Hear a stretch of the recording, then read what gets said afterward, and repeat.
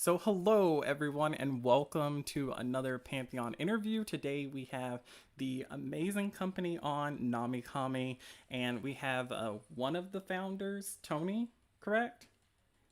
Yes, hi. Hi, everyone. And so he'll be talking to us personally. We'll be getting to know him, finding out all of the juicy details about NamiComi and the platform and what they're trying to do for creators. And so let's go ahead and start. Just a bit of a disclaimer. I want to remind everybody that everything, take it with a grain of salt. Things will develop, things will change in the future, but the vision, the idea for Namikami, I'm sure will still be the same. But we just want to say thank you again for Toni and all of his amazing team for agreeing to do the interview. And let's just get started with getting to know Toni first. So, Toni, tell us just a little bit about you. Yeah, so my name is Tony. I'm basically the co-founder, one of the co-founders and chief of operations of Namicomi. Been essentially working on a couple of webtoons over the past couple of years and the platform, as you will know. Yeah, we just decided a couple of years ago that we thought the kind of ecosystem deserved like a platform that is essentially created, by fans, by creators, for creators, and for other fans, and that the control of that company and that platform sits within the community and not necessarily with a lot of people with a lot of business degrees that don't really understand or know anything about the medium. So um, thank you for inviting me, and super happy to be here. Oh, awesome. So, I just want to remind everyone as well that we will be doing a Q&A with Toni towards the end of the interview, so you'll be able to get to know him better and as well as ask any questions about the platform. So stay tuned for that. So thank you for that introduction, Toni. Let's talk about Namikami. So, what is Namikami? How does it work? Let's dive into that. So, Namicomi is essentially a platform for self-publishing comics, manga, and novels. Right now, the novel side is not fully developed yet, but it will be coming soon. So stay tuned for that. I think the Namicomi ecosystem is basically what creators and readers want to make out of it. It's basically the aim of Namicomi is to simplify publishing the content and offer tools to creators that are appealing to them. So offering greater analytics, engagement tools, and monetization tools that essentially remove the friction that you have with other big players, where you don't know who your audience are and you don't really have many or even any tools for engagement, and direct monetization on your terms is non-existent, right? Mm-hmm. Also, as far as we know, we're the only ecosystem where creators and readers get direct input into the feature development.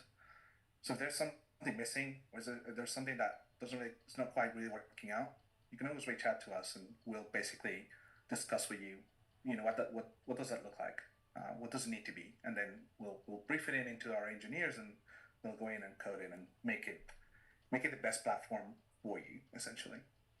So it seems like you have like a heavy hand in um, the creator experience for Namikami.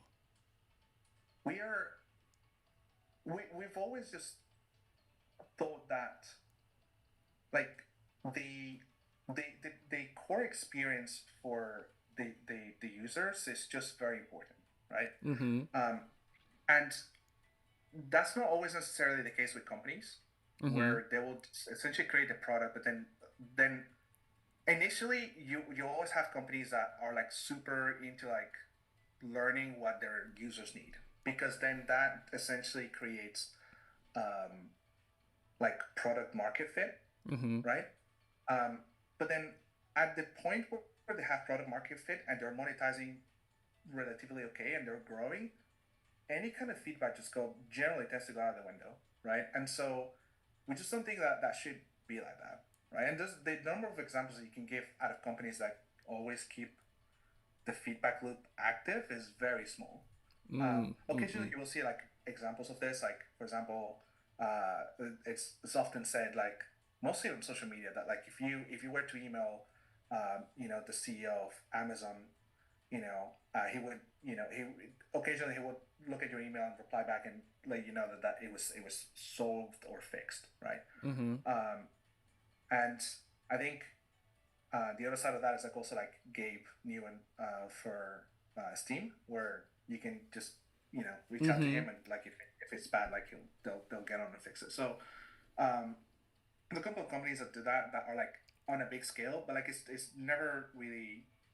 I think even for those companies, like it's not like the ear is not fully to the ground. It's sort of to the ground, but not quite all the way there.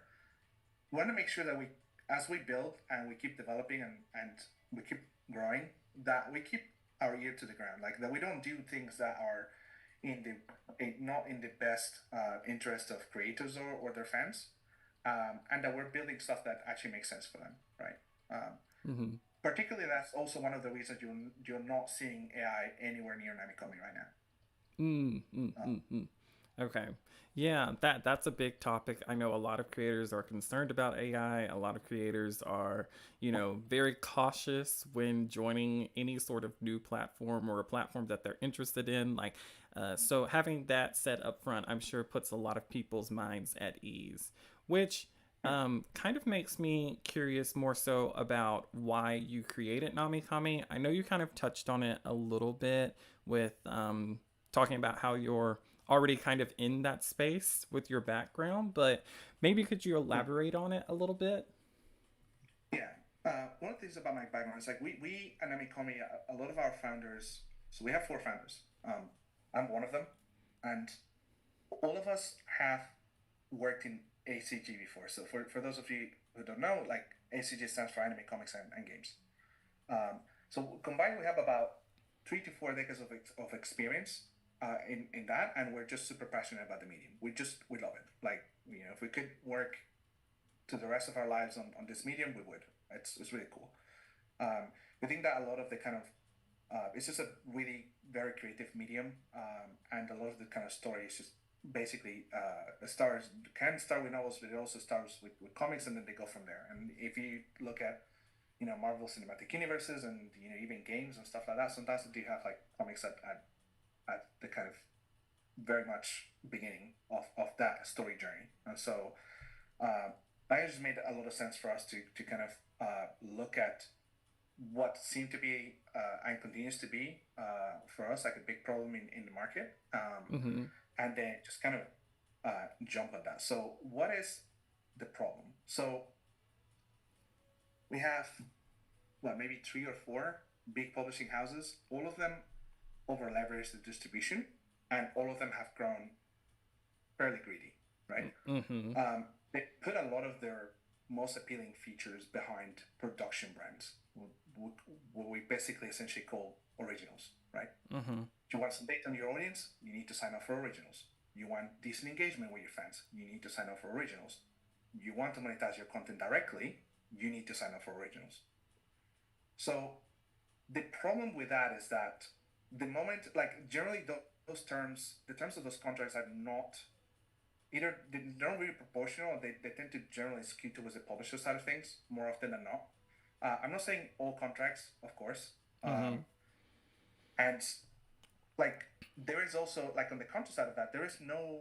What is the alternative to that? There's none. Like if you wanted those things, but you don't want to sign up for an originals contract with any of these publishers, there isn't an alternative, right? So that's kind of where we think Namicomi comes in as a solution, right? So we're building something that you could argue is akin to YouTube for comics, right? Like the Namicomi as a company appeals to independent content creators and creates a network effect of consumption. What that means is that the more people are in Namicomi, the better the network effect, and it amplifies itself Mm-hmm. within the platform and the ecosystem as a whole. And so you get more and more readers that then essentially, because they have their own tools to do self-discovery, and you have other things that are going to be coming soon, like recommendation algorithm and things like that, then there's this kind of networking effect of consumption, right? Yeah. Um, More importantly, we want to ensure that the content creators can make a living off of that, right? There's a virtuous economic cycle between fans consuming the content and the creators being encouraged and also motivated to continue investing time and energy into creating the content, right? I think the amount of the number of creators that are going to be creating the content and don't necessarily want a monetary value or incentive out of it, it's probably particularly small. I think content creators generally will want to continue to uh, have the means to tell their stories and expand their own little universes and their brands into something that is um, that is kind of truly theirs and that has basically become a bit of a sensation, I guess you could argue. A lot of you watching will probably want to have prints and TV shows and maybe even animes and games and merchandise that all kind of coming together as a result of your IPs and I think that's kind of like something that we're trying to assist, Mm-hmm. but that Mm-hmm. doesn't necessarily tie you into anything, right? So um, we think that creators win if they have more control over the growth of their brands and their careers, and how they learn about their audiences, how they engage their fans, and how they monetize their content. It's important, and we provide the tools to do that, right, without signing any contracts whatsoever. Um, if creators have complete autonomy and control over the content, it basically means that they can choose exclusivity if they want to, and they get to pick what is and is not monetized and use the ecosystem to kind of basically turn their readers into fans, right? Mm-hmm. Mm-hmm. You don't necessarily want uh, anyone that just basically reads, maybe doesn't engage, right? You want someone who reads like it's really enjoying like what you're creating and is engaging and like discussing your cool OCs and like this plot twist and they're really into your universes and then they become advocates as well, and they want to Right. share that kind of fandom that they found with other people that might actually enjoy it as well, and so hence the networking bit. um how's that for an answer? Like, are we Oh, satisfied with that? I thought that was a great answer. You actually got some really good responses that I wanted to highlight. So, Artsumi Shay said, I love to hear that. I know YouTube's analytics and they really help you learn and grow. I've always wanted that for my Webtoon. I feel like the stats are so vague and not very helpful. And I think that's been like a consensus that a lot of people that I've talked to in the community that post on different platforms, they're not getting the feedback that they need to kind of like refine so that they can be able to keep growing and keep like expanding and reaching out to people that they should be reaching out to. And then we got another comment from Magic Lands. They said, Namikami creator community has always been so passionate and supportive of the small creators. I love that it's a space to be able to create and tell stories how we want to. And I know that that's another thing that is very important to creators. Like, there's so many things that can be vague when posting on a platform, and then you get an episode removed here, or you're getting flagged for something that you thought shouldn't be flagged, and you're not getting the right response. And so I like that there's a lot of transparency in the idea for Namikami and what's expected from it, and how like you said earlier that y'all are kind of in the creator loop, like listening, trying to figure out, trying to refine, trying to make sure that the creator experience is a really like positive one. So, with all of that said, all of those amazing things, like, is there a specific way to join the platform?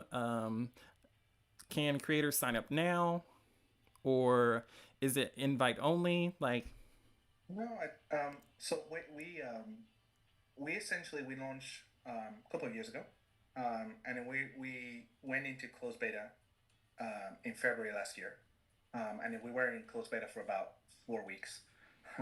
It was very quick, and then we launched into open beta in March of last year, and then we've just been in open beta ever since until September 30th of 2024. So which was basically like well, now that we're in November, not Yeah. last month, but the month before that. Right. And so now you can just Namicomi is not in beta anymore as a kind of web platform, at least. Like the apps are still in beta because they need a little bit more time to refine, and because apps are subject to App Store guidelines, both Mm-hmm. from Google and from Apple, and so we have to make sure that we satisfy their requirements and their rules in order to make sure that our apps can be published there. But outside of that, like web is well, it should be fully functional. If you encounter any bugs or any errors, please let us know. But we're doing our best to make it as polished as possible. And it's not in beta anymore, so you can create an account. And in fact, in a bit we'll go through that, like creating an account, creating your creator profile, and why there's a creator profile in the first place. There's a good reason for that. And then adding a title and from there, also sidetracking a little bit into my own account where I can basically show you some analytics Yeah, and yeah. That would some be of the great. engagement. So, Tony and the team, they've agreed to let us kind of have a bit of a presentation, and they're going to show us some of the behind the scenes. So, we'll get to see firsthand what it actually looks like. So, if you haven't signed up, this is like a really nice like perk to being here on the stream. So, Tony, if you want to go ahead and share your screen, or um, Sure, yeah, can do. Give me yeah, take your time. that. And I will say also, like, I thought the comparison of like Nami coming to YouTube kind of is a little empowering for creators. I always like to champion like taking your own stories and your characters into your control, and so I think that's a really nice perk to the Namicomi platform. Fantastic. Yeah, thanks for the feedback. I would love to hear people's opinions on this, and I think it's really important for us to kind of continue refining. Can I just confirm everyone is seeing the screen? Yes, so I can see it on I have it up on another screen, so I think you're good to go. Okay, But chat, fantastic. let me know if there's any issues. So this is web as you'll find it. Basically, go to namicomi.com and you'll find a range of pages here. You have a number of different content carousels. Some of them are from us, weekly editor's choice. So every week we ask the team, what have you been reading? What are you finding interesting? Is there anything that we haven't really picked up that needs to be kind of put out there and shown to the readers that they would be find interesting? So every week we do this kind of exercise, really fun. And then there's a number of different content carousels. Some of them are kingmaker, so most followed. Obviously, if you have a lot of followers, then that just means that Mm. um, like you're going to continue to be there. But some other ones are like more dynamic. So hot titles are dynamic. Latest updates are essentially dynamic. They basically pick up anything that you have that has been released, and it kind of shows up here in the front page. Soon to be favorites is also dynamic, and it's based on like people adding your title to the library. Oh, And then okay, most that's likely cool. there's also another sort of kingmaker as well, because it's most, so it's basically like once you're up there, like you tend to kind of stay up there for a bit. Hmm. And then we have new titles essentially, which are yeah, anything that gets added to the platform has like also a carousel here. Then we also have like a bit of Namicomi news here. Library will be essentially your library. Discover will be we'll have a couple of carousels, and then we'll also have like the general pages. So if we just were to look at, say, the venture page, what does that look like? So you have, in like they'll have the titles ranked. They are ranked right now by views that you can see here, but you can also rank them by follows. You can rank them by comments. You can rank them by rating. Rating is a Mm. bit we don't use that for now, just because not a lot of people are rating Mm-hmm. Mm-hmm. comics. But I think views, follows, and comments are actually interesting ways to find new content and see how you're ranking, or how your comic can rank against other comics in the category. Um, we have an integrated social. You can see here I'm not logged in, so you're not gonna. This is not really gonna populate, and I can't really do any of the of the actions because I'm not logged in. They require an account. But essentially, this is right now a bit basic, but with time it'll grow to be essentially another very very close to what you would expect from a timeline based social network, right? Where you can kind of Mm-hmm. post and people who are into that kind of content will be able to find it, and you'll have control over, like as a user you'll have control over what you see. Do you want the algorithm to feed you like the vast majority of what you see? Do you want to just 100% have just like a timeline based thing, and so on and so forth? Yes, um, give me a timeline. I'm sorry. I'm one of those people yeah, that's just like, algorithm, I love you, but. exactly. I think algorithms, when they're good, they can help you discover new things. Mm-hmm. Um, Mm-hmm. but they need to be really good.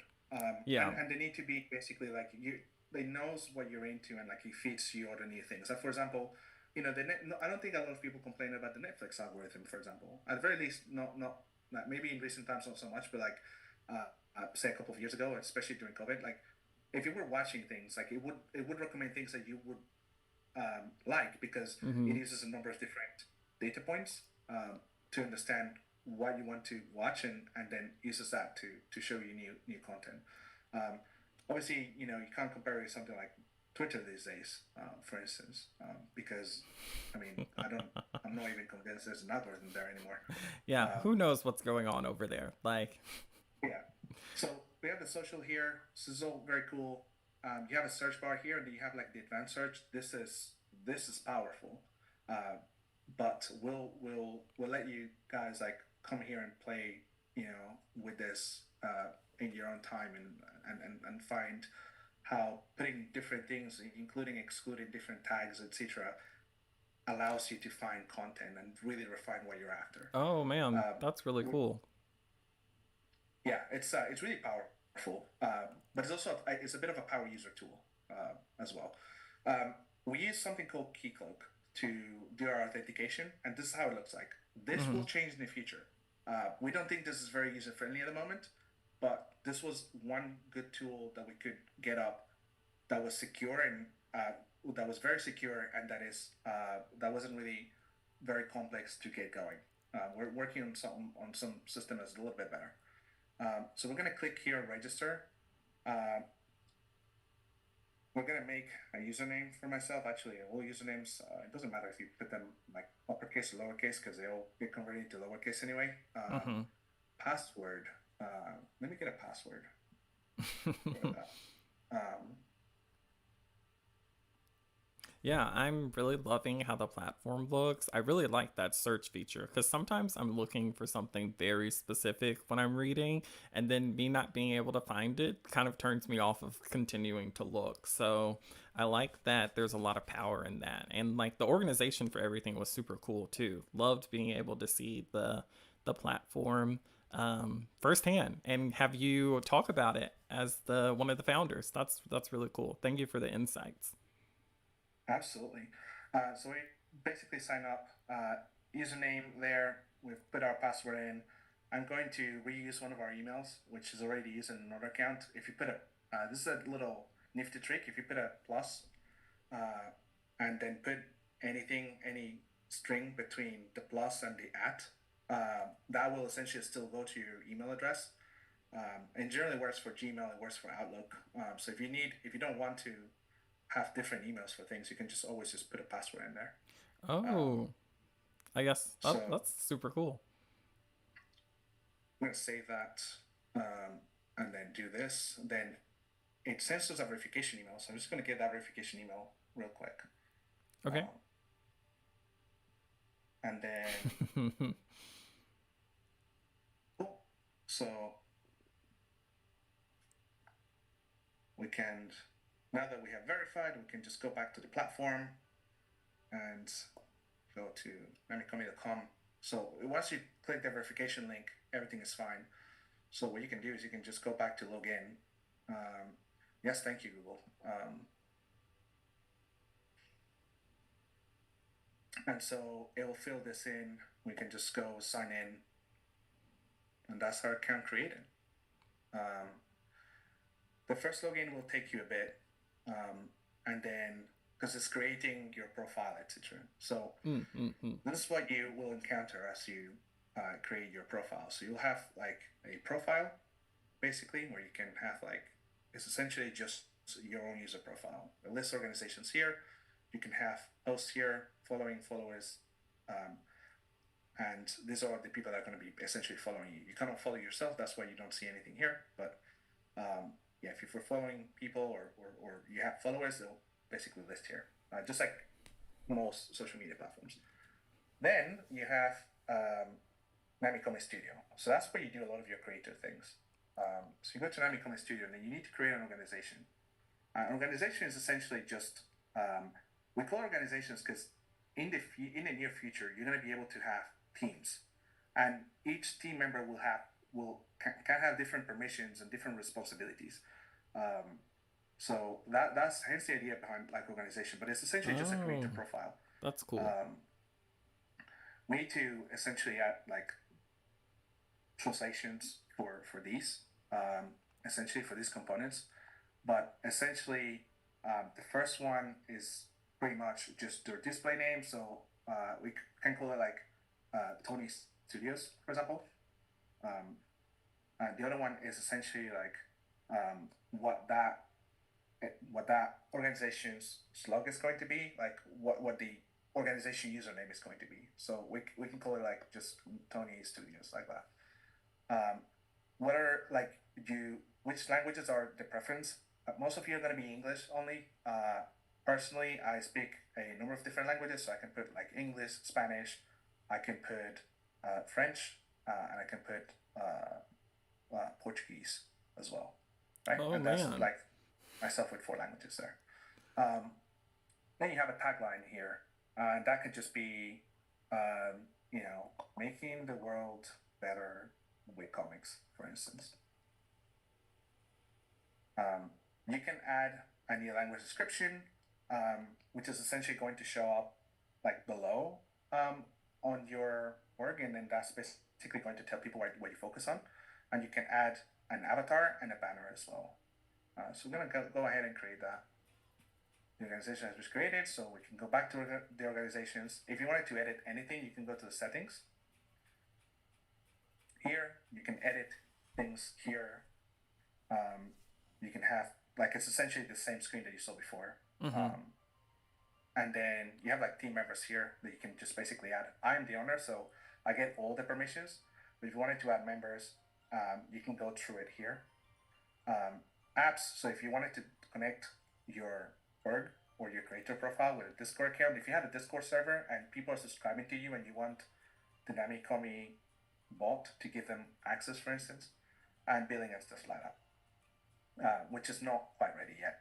But essentially, that would just be any kind of documentation that you need for tax purposes in the future, Mm-hmm. because of the subscription setup. Wow. Yeah, I really like So the team concept. That's super cool. I don't think I've seen that on any other platforms.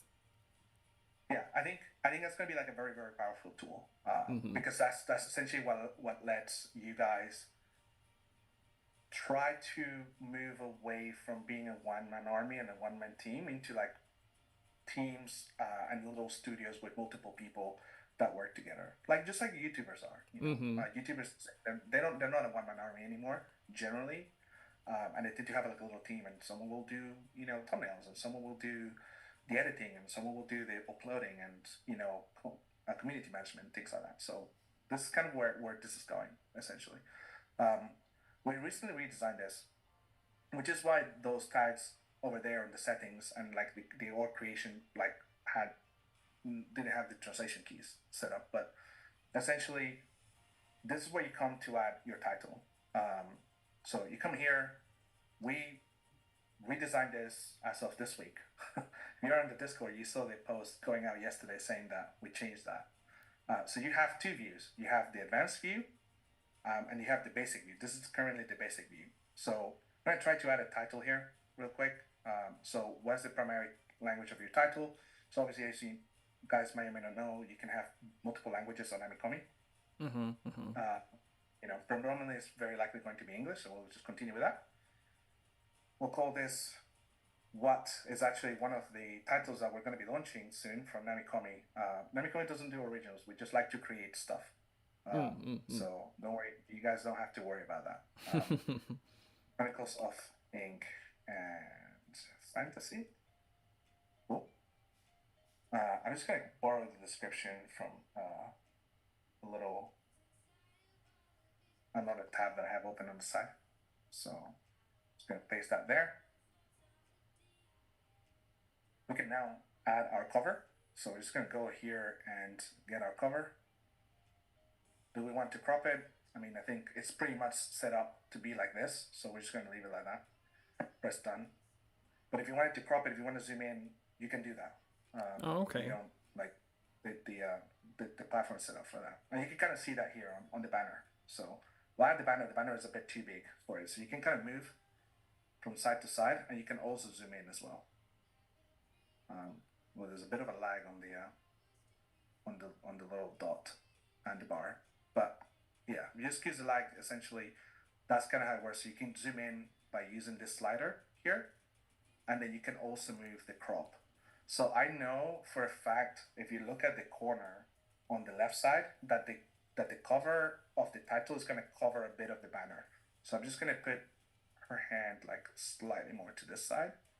So if you do it there, and you can kind of still see it's covering a little bit of her arm still. Yeah. We can just go into the crop and then just move it a little bit more. And press done. And that doesn't seem to have worked as well as it should have. There we go. Cool. Now that we have done that, we can continue. Content rating. So here's the deal. Namicomi only has 2 content ratings at the moment. Maybe in the future, what is going to happen is we're going to have government organizations or something similar to that, where they demand that if we want to continue allowing the publishing of comics, we then have to, adhere to some sort of very archaic way of doing content ratings. As of right now, everything is either all audiences or is mature, right? So we try to help you understand whether something is going to be mature or not by trying to give you examples. Before, like, you just selected, and it actually, if you go to the advanced view, it asks you what the content rating is. This questionnaire does not exist over there. So the advanced view is really for people that have done this before and generally know more or less where their title is going to fall into. We have kind of spoiler, the moderate, and detail, because we don't want, like, if you're in a public cafe, like, adding your title, we don't want you to, like, be flashing everyone that's maybe behind you and getting some questions or some side eyes or something. So if it is non-normal, you can just select, or you can just check what the spoilers are, and then you can see what's the kind of violence in your comic. Maybe there's some presence of blood, some gore maybe from time to time, nothing really crazy, or like you have something very graphic. Yeah. Thank you for serving as a great example of what gore looks like. So if you were to select anything that is to that extreme of the spectrum, then once you try to continue, it tells you the content rating of your title will be set to mature audiences, basically. And you have selected that it indicates your title is for mature audiences. So you press OK, it will just have it. If you go, wait, I think maybe I have gore, but maybe it's not that much. You can always go safer. Always try to go to the all ages side of things, where relevant, of course. You guys would know your titles better than us. So always try to go to the all ages side of things and not towards the mature. Why? Because mature requires age verification on Namicomi to be read, and age verification requires an account. So there's that to consider. So we'll just go with moderate for now. There's some stuff, but it's not too bad. Then we come to the big topic with Webtoons and other. Quick question, if I can jump in for a second. So like, if you have a story that is, I think it was none to moderate, and then a lot of creators are kind of like developing their story as they're going, and then maybe they get to a point where it gets to the detailed point? Like, could they go back and edit the content rating, or like how does this? You can, but I don't think. I mean, generally when you're creating your content, unless we're talking about something like, So I think like let's a talk really about. good example of this is like, have you ever seen School Days before? Yes, okay, but uh, I want to say they knew where Nice Boat was going before episode one ever even went Yeah, live, and School Day was essentially an eroge, right? yeah, yeah, Um, yeah. so I know that I think that was mature from the get go. No, no, There's it a big bribe. was. I was There's just a thinking bribe rate like, on chapter sorry on episode 7, uh, and then there's a lot of gore on episodes 10 plus. So I feel that was mature from the beginning. Um, yeah, yeah. It was. I was just thinking like I've talked to some people that they're still figuring out, but they're already producing, and then they're like, oh, I've got the story down, and it's actually mature. So I was just curious if you could edit your content rating. you can 100% edit it, Okay. right? I just think like if because you could have a situation where, let's take Harry Potter for example. Harry Potter didn't start as a mature title initially, right? But towards the end it got a little bit more into heavier themes, right? Mm-hmm. um, but I think at the beginning it's probably a little bit less heavy on those kind of like sensitive topics, Mm-hmm. right? And and killing and stuff like that. So I think Harry Potter would have been like a thing. Like the first few would have been like all audiences or similar, and then like the latter ones would have been set as mature. I think if your title will fall under those circumstances, then the best way that you would deal with that is to have different title setups. So you can have like different, like as your title progresses and it becomes like more towards mature audiences, and that's how you should like think about it, as opposed to having like a single entity, Mm-hmm. because like Mm-hmm. the rating will not apply to chapters, they will apply to the whole title, Mm-hmm. right? And Right. so you don't want to like set it as mature and then people start reading and like, well, there's nothing mature about this. Right. um, so it then causes confusion. So you can always 100% change it. Like that's you know the setup is done how you want it, right? We just recommend that if it is not mature, don't label it as mature, because you're essentially reducing your potential audience size because of the requirement for an account, basically. Um, on the other side of that coin, it becomes easier for us to basically like have what's it called? When organizations require us for us to follow certain things, it's already been done, right? Like Right. there's no button that you say like, oh yes, I'm 100% 18, which then requires like which you can anyone can easily bypass, right? Like if you create an account and you say that you are over the age of 18, we also keep that information safe, right? We Mm-hmm. know when Mm-hmm. people said that they were um, you know adults, and we have like that information if anyone would ever uh, question whether we serve mature content to people that were not over the age of 18. So from our side, we did ask the question and they did say yes, and we know the date and time that happened. So from a perspective of I guess even legal, we are covered, and that allows us to also it plays a big part into the whole app store and play store things as well, which I see a lot of the narrative on big platforms as, oh, they're doing this because app store and play store, sort of, but also not really. They could make it so that you require age verification, and then just go from there, versus having to have this kind of like back and forth and make creators not really understand whether their title's mature, whether it's not mature, whether people are going to be able to read it or not, whether it will get published, and then initially it's fine, but then it gets unpublished or deleted even. Mm-hmm. Um, it avoids that kind of drama, Yeah. which I, Yeah. we think is quite important. Definitely. Um, So you can go through the thing here. If you go through any spectrum, then you're flagged as mature. You can kind of see why. If you go, I mean, this is very gory and detailed. Mm-hmm. Mm-hmm. But if it's anything, most creators will not be on this side of the thing. Like they're not probably get too detailed. Yeah, I think On Chainsaw Man's a good example. Yeah, and Berserk and things like that. Berserk is still allowed, but it will just be flagged as mature. And same thing for sexual content. So, none of or mild. We think this is, sure, slightly suggestive, nothing crazy. Sporadic. Then you start getting, you know, a lot of skin, Mm. being shown. Maybe some moderate amount of or implied acts of sexual activity. Maybe some, explicit depictions of, no explicit depictions of that, but like kind of alluded to, and then present throughout. Uh, we are on YouTube, so I'm not going to show that. Okay. You guys can go. You guys can go there and see what is behind this spoiler screen. Um, I but appreciate that. yeah, like let's not get any strikes or anything crazy. Yeah. So if you were to select that, then that's also mature. Then drums and gambling. This one is kind of just comes up every so often, so you can just say normal, for instance, or very sporadic. Maybe there's like someone smoking every so often.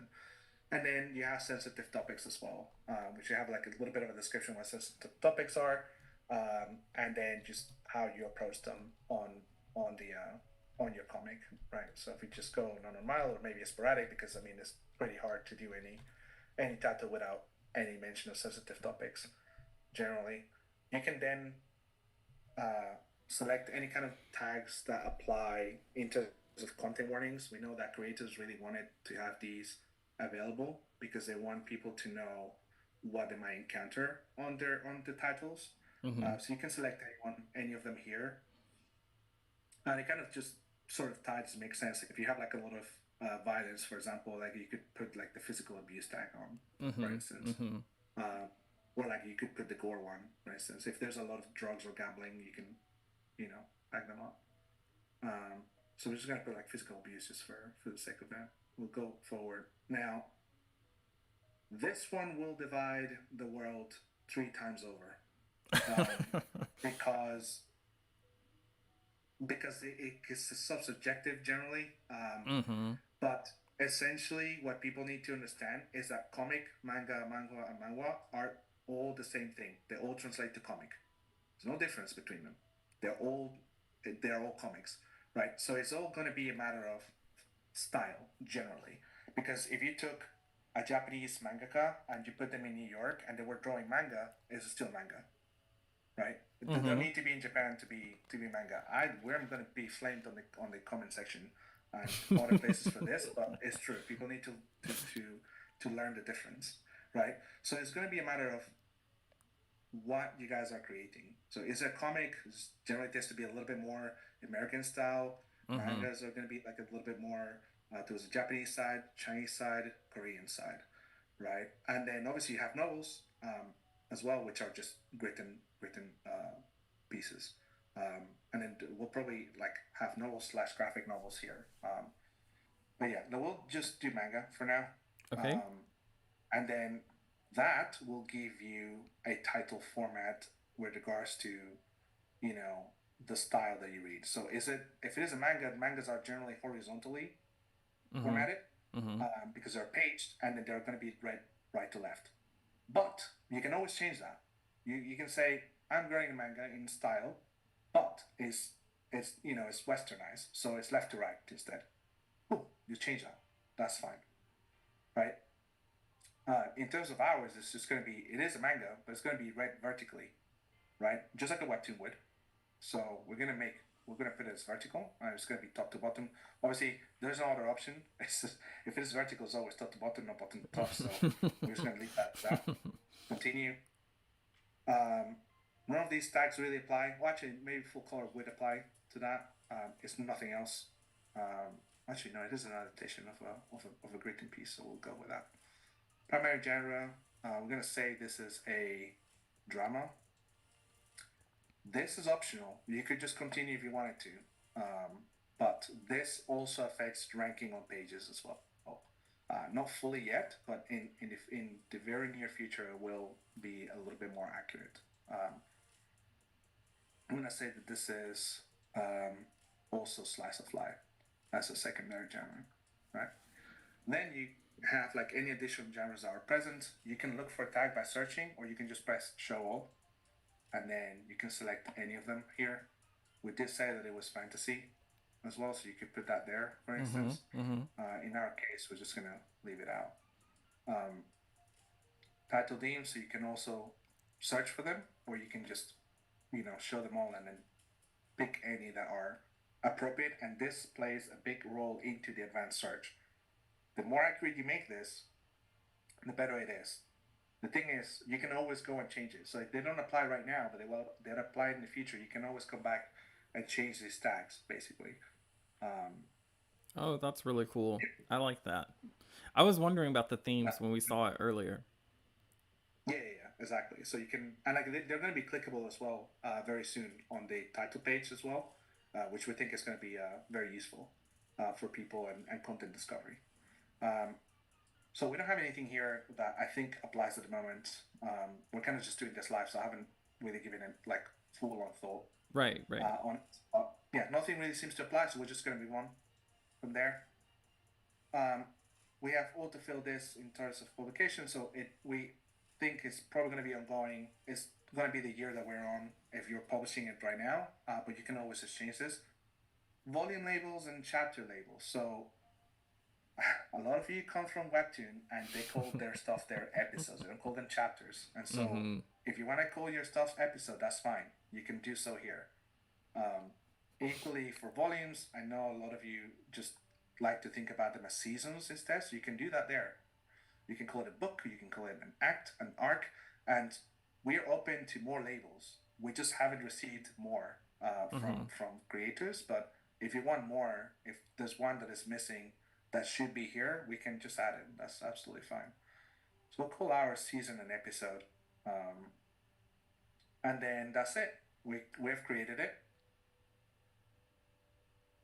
So it's going to be doing its thing in the background. So it tells you here that moderator approval is required. Why? We have new titles and we have latest updates generally going on the front page, right? I say generally, all of them going to the front page. We can't have a situation where people are just submitting very, very bad things like child pornography and things like that onto the website, and Mm-hmm. that shows on the front page, right? So it goes through moderation approval. Another thing that moderators do is they will look at your submission and see whether there is any kind of errors or mistakes on them. Nothing major, just making sure that it's all tidied up, um, and that nothing is out of order. Sometimes creators will have like typos on their title, for example, they type too fast, for instance, or sometimes, especially when they have submitted chapters, you can kind of see, well, it's left, it's read right, left to right, for example, and then they have set it up as a webtoon, for instance. So we kind of Right. tend to help them with that. You can submit it later, and then they'll just take you to a page where the drafts are, or you can submit it now. So we can just go ahead and submit it now, So and quick then it question. tells you. Yeah, sorry, Um go ahead. so like if I submit, like I'm a new creator joining the Mhm. platform and I submit, like it will be on the front page at some point. After it gets approved, yes, Oh, it'll be okay. in the front page Well, that's immediately. really cool. Okay. Awesome. Yeah. Just wanted to clarify. Yeah, absolutely. So, after it gets approved, then it goes into the front page on the new titles area. That new titles carousel, it'll be there about a minute tops after it gets approved. So it now tells us the title has been submitted, it's waiting approval. Do you want to upload an episode now? And then this will be published when the title is approved or when they're scheduled to go live. This is important because you could set the title for upload now, for instance, but your episodes don't start airing until, I don't know, on November 15th, for example.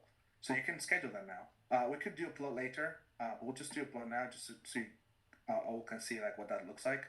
So this is your title page here after you have added it, and then because it's still pending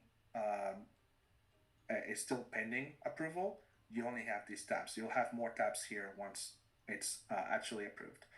you can go here, you can publish. Is it a one shot? That's just a toggle yes no. If it is, like it will not make these like accessible. Uh, this is the episode number. So generally you can go like episode 0 if it's a prologue, or just episode 1, for example. You can name episode. You can name your first episode. So like in terms of our case, for this one is Whispers of the Flame. And then you have the language here, which so well, as you guys may or may not know, we support 43 languages, or 44. So you can select what language those episodes are in here, essentially, by just clicking on the drop down. By definition, this will default to whatever the original language of the title is. So if you are Japanese and you set the original language to be Japanese, then this will default to Japanese here, for instance. But yeah, in our case, it's English, so it should be default to English. You can schedule this here. So let's say we kind of said that it would air on November 15th, so we just select that. And then this is my local time. So right now, my local time and UTC are exactly the same. But let's just say that it goes live at midday, right? So we're just going to do midday. And then if I lived in another area and just want to base myself off UTC, I can just toggle that. And then you have chapter thumbnails, so you can add it there, and the images, which you can add here as well. I don't know if I have the images right now to add it, but essentially after you add these two, you can press preview, and you can see how that looks like, and then you can press submit as well, and that will then send it off. The first ever chapter of a title, chapter or episode of a title, needs moderator approval as well, just to make sure, again, everything is in order. There's no, things that violate the content policy. After that, you don't need moderator approval anymore. You just do your own thing. Again, that is done to protect the front page from being spammed by, bots, essentially. So that's one way that we tackle the bot problem, and we also make sure that you guys are. You can kind of think of it as a guiding hand as well, because if there's any issues with your upload, the moderators will get in touch basically and let you know, hey, we found this issues with it. We think you should do this to fix them, or we have fixed them for you. Like, let us know if we kind of if that was not intended, or anything, and you can go and change it back basically. Well, yeah, so that's that. I'm just gonna open up. I'm gonna bring it here actually. Well, actually, let me just hold on. I will log out from this. This is basically the title creation and title publishing for episodes as well. So any questions on this, we can ask, I guess, maybe now or like also later. It's gonna be fine. I just need to log out so we can run through the analytics real quick. Okay, some yeah. of the engagement. So while you're getting that together, if you did have questions from the live demo, let us know. I did want to highlight a few comments. So, Sure. 1 second. So Delphi said, a crop feature. I've been asking for this from other platforms. I hate having to resize everything every time I post on a new site. So that's something I guess is really important to a lot of creators, because Magic Lands had the same thought as well. So that's awesome to see. Let's see. Droid said, I love how user-friendly it is. It walks you through the process and takes out the guesswork. And I do know, since the rating issue, rating Armageddon, basically, for a lot of creators, that kind of like really put some creators up in a tizzy. And so it's nice that, there's some clear direction on what's expected, like where your story falls in that genre rating. So that's awesome to see as well. And I like the attention to detail for each section, to like just really make sure that, if you've selected this and it's wrong, like it wasn't us being vague. So, Hmm. Yeah, like I'm gonna show you guys real quick what the what that looks like. So if you had a title and you go to the advanced view, this is what you see. This mm, is mm-hmm. there's no hand holding here, not too much anyway. So, you kind of you get the questions, and like a lot of the creators that are Namicomi were using this. So I clap for you guys because it's not that straightforward. It could have been better designed from the get go. Uh, I love that the information is the same. So you still ask for the original language title description, original language here, and like these are essentially like translations. You can add more languages. That's the cover here. You have the volume and chapter labels. You have the intended reader direction. So it doesn't ask you generally what it is and doesn't tie it to that. Like, you would have to come here and select what the format is, and it doesn't really preset anything. So you would have to do it yourself. You need to add tags and then just kind of go in and format genres, themes, and the banners, and then you would have to create a draft, and then from there it would ask you, do you want to submit it afterwards? So it take you here, and you would see the draft here, and then you would have to click on it and go to the end. So we tried to make it much more user friendly and a little bit more guided. Like we do listen to the feedback that are provided. There's two pieces of feedback. Like now that we have grown over a certain size that we have gotten. One was that our notifications really really suck. So we fixed that on Android, and those changes are coming for web and iOS very soon. Like right now, these are the notifications. Not great. This doesn't give you any context whatsoever. But Mm-hmm. anyone who uses Android can now see what the notifications will look like. Mm-hmm. So we did that. And then the other one was, guys, adding titles to your platform kind of sucks, not gonna lie. And we were like, fantastic.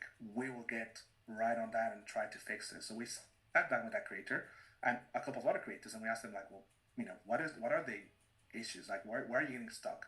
Where could you get more information from us that would make it easier for you to understand that? And so that's kind of what comes out of that. Like a lot of these are just we sat down with creators, and we work that with them. When it's not like fully a creator focused tool, like for example the engagement tools, like the emotes and stickers, then we sit down as well with users to ask them, what would make you use this? Like, what would be cool? Mm-hmm. What would like Mm-hmm. you'd like to see on this? Um, anyway, this is now my account, so we can go on the analytics a little bit. So this is the last week. By default, it generally goes to the last week.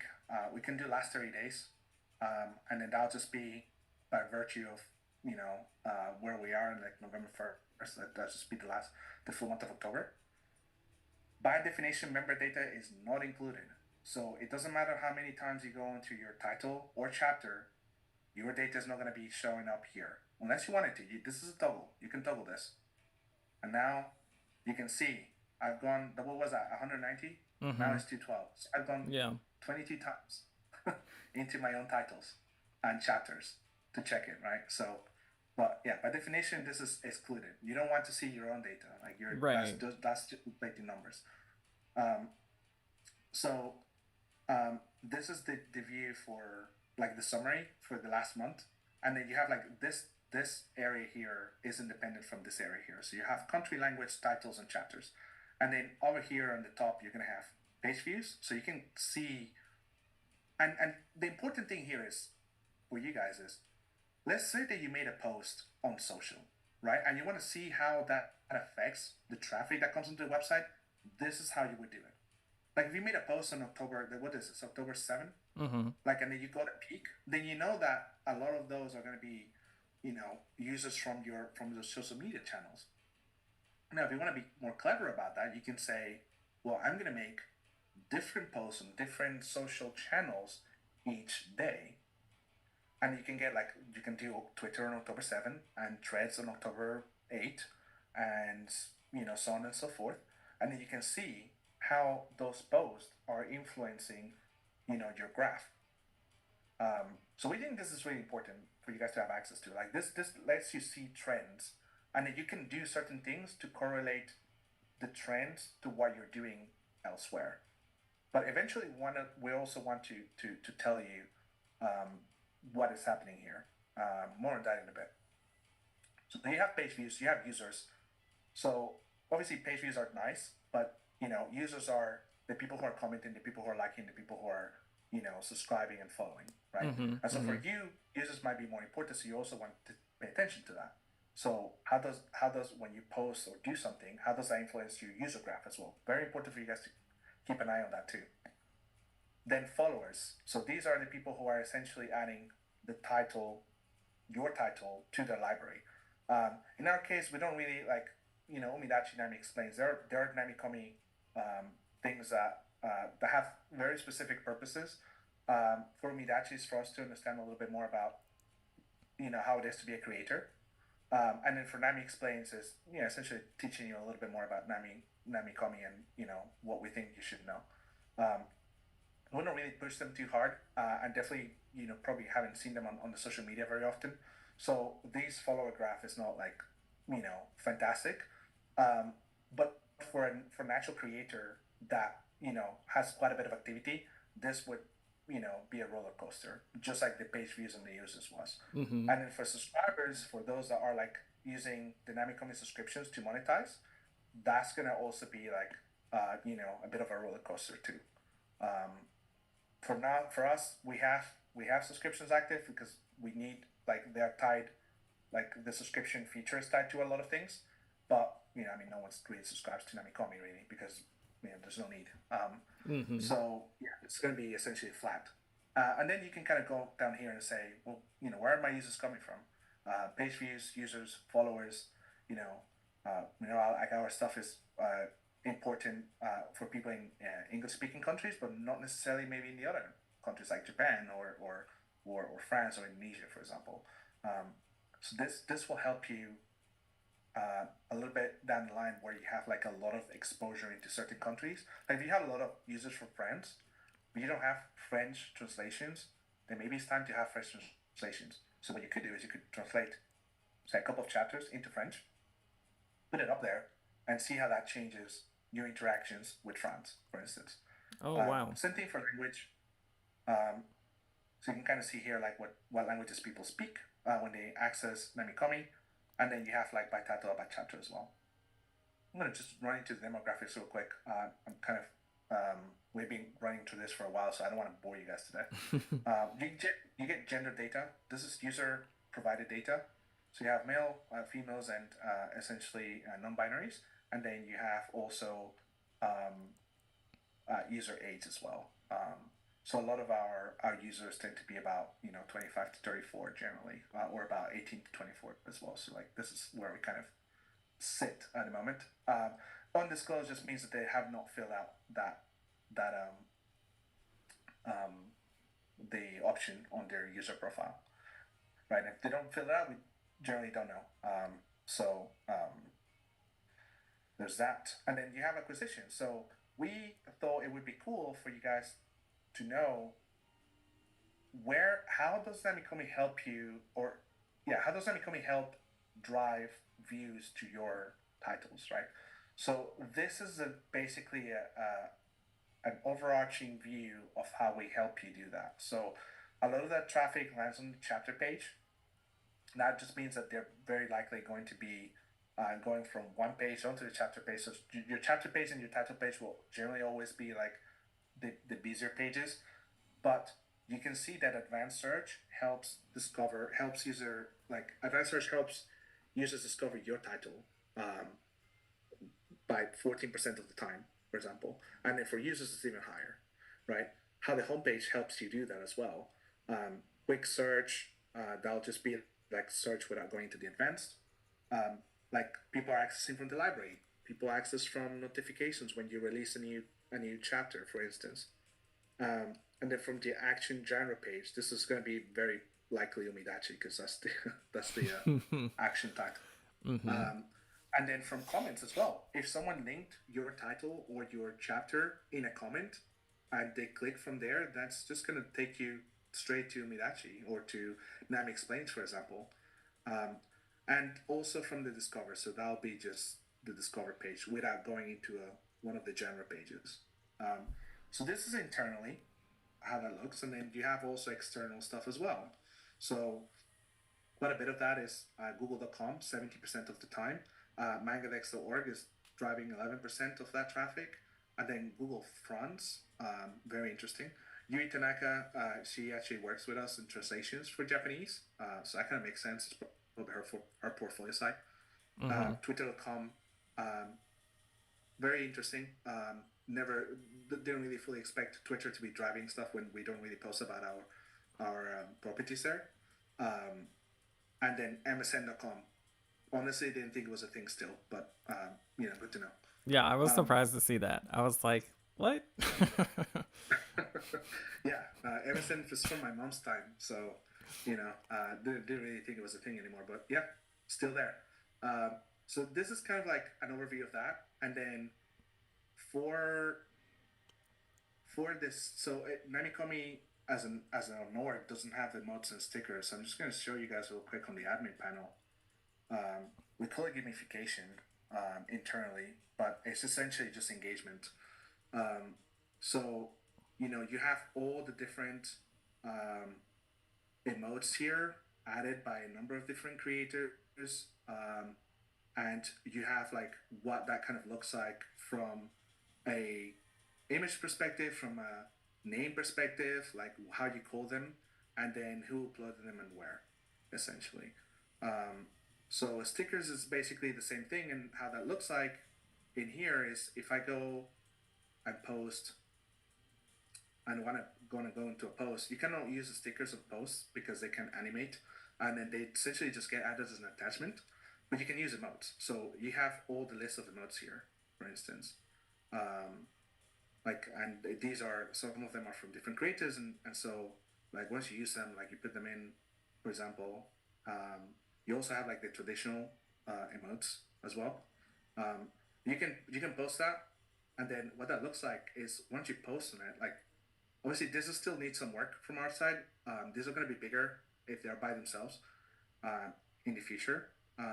But for now, like they're like tiny bit over there, and then you can press on them, and it gives it the details. So this is Lucy from the creator Melon Parfait Tashner, and then it tells you how you can unlock the emote. So if you just go into their org and follow them, like you can get access to the emote. Some of them are going to be like gated behind a subscription, for example, and so they're going to be subscriber only posts. Subscriber only emotes or stickers. And so some of them are going to also be basically, well, seems like Squire My Wire has added some emotes as well. This one is animated. So yeah, write that down. And if you follow them, you can use it. I don't follow them, so I could just go in, follow, right? And then I'll be able to use that on social, on comments as well. Like if I go here and I just like press on comments, I'll be able to like use their emotes. You can also search for them as well. And in the near future, we're going to be able to do like that, and it will show you the autocomplete, just like I think it works on Discord right now. That's been like a heavily requested feature. People don't want to like necessarily press; they just want to open semicolons and type in, which we can appreciate that. It makes it much easier. So yeah, there's a bit of a view of how to get an account, how to create a creator profile, and the important bit is you want to create a creator profile because there's going to be certain things that you yourself are a user of the platform, right? And so we want to kind of help you guys keep the reading side separate from the creator side, right? And there's also going to be things that you can do as an organization, as your own creator profiles. You could lock, like for example, only creator profiles have subscriptions, right? Which means that you can change to your organization and you can lock this post to a subscription, right? So you can click on that, and that's that. Now it's gated to visible only to subscribers paying $5 a month, for example. That obviously, like, different creators will have different subscriptions, but essentially, you can add a title, you can add that there, and you can start a post, and you can add all sorts of media and stuff like that. And only those people are going to be able to see that kind of content, right? But in the future, we're also going to be able to do, like, instead of selecting a tier, you can select anyone who follows you, right? And then essentially, what you want to do is you want to kind of just build also your own following as well. And to those followers, you can kind of, entice them to check out your subscriptions, to support you. Maybe you have something that you only want people who are actually super interested in you to see versus like everyone in Namicomi, for example. And so we want to give you guys more control over how you do things on Namicomi, and everything that we have built here so far has been with creator feedback in mind, and using your feedback to tailor it and how it looks, how it behaves, how it feels. So yeah, hopefully that's been insightful. Yeah, Witch's Brew, I think, summed it up pretty well. She said, I've never been more excited for analytics in my life until this very moment. They really try and give you tools to help boost your readership. This is absolutely amazing. So I think you've got a lot of people in chat, like, very excited to test out the different features and perks and benefits of using Namikomi.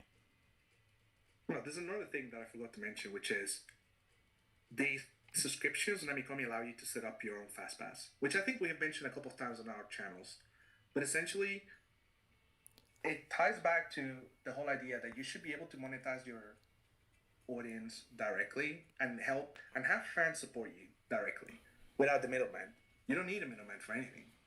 Like, so you can just set up your subscriptions and you can gauge your chapters that way. So you can read, sure, but you need to be subscribed in order to read, basically. And what that allows you is to, like, have systems where you say, I want only, like, the last chapter that I release is only readable, by people that are subscribing to me, right? And so, Tafu, for example, she's decided that, like, her first 3 chapters are free to read. Everything else is just subscription only. That's cool. That's her prerogative, and, like, she can do that. That's absolutely fine. The press hero, however, Kodome, he's decided that he only wants the last chapter to be gated, right? And everything else is free to read. And so basically, this is like a pay to read ahead, essentially, which is fantastic. That's fine. We love how people are using this, and, like, some of the ways that they're asking us to expand it or change it slightly so that it adjusts to their requirements. But this offers you better control and flexibility than going from, like, a self-published platform trying to send people to a Patreon or a Coffee, basically. That was another reason why we did this. It's because the friction between platforms is far too great. Your conversion rate from one to the other is about 0.05%. That's not even a tenth of 1%. Meanwhile, with Namicomi, it's much higher than that. It's about between 1 and 2%, right? And so that leap in conversion rate, we think, is important.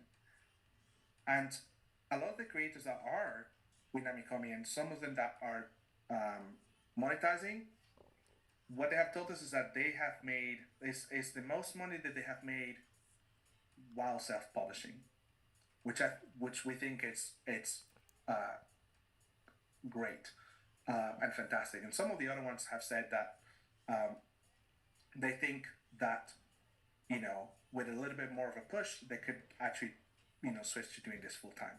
Some of them are in countries where, like, the USD is actually just far more powerful than their own currency, and so they can kind of do that with, like, a lower threshold of income, which kind of makes a lot of sense.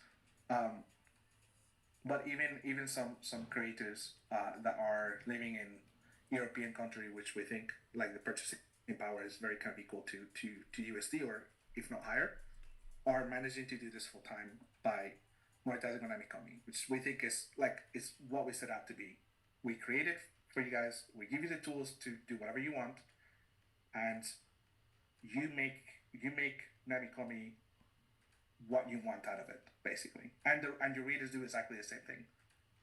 For your readers, it's just convenient, right? Like I Right. read, I engage, I support in the same place, and I know that my creators are happy because they're seeing the vast majority of that money that I'm sending them. Minus postage, not postage. I'm thinking about merch here. Minus payment processing fees. But yeah. So yeah, that's kind of that. Namicomi in a nutshell. I'm gonna stop sharing my screen unless there's any kind of big questions that require a demo.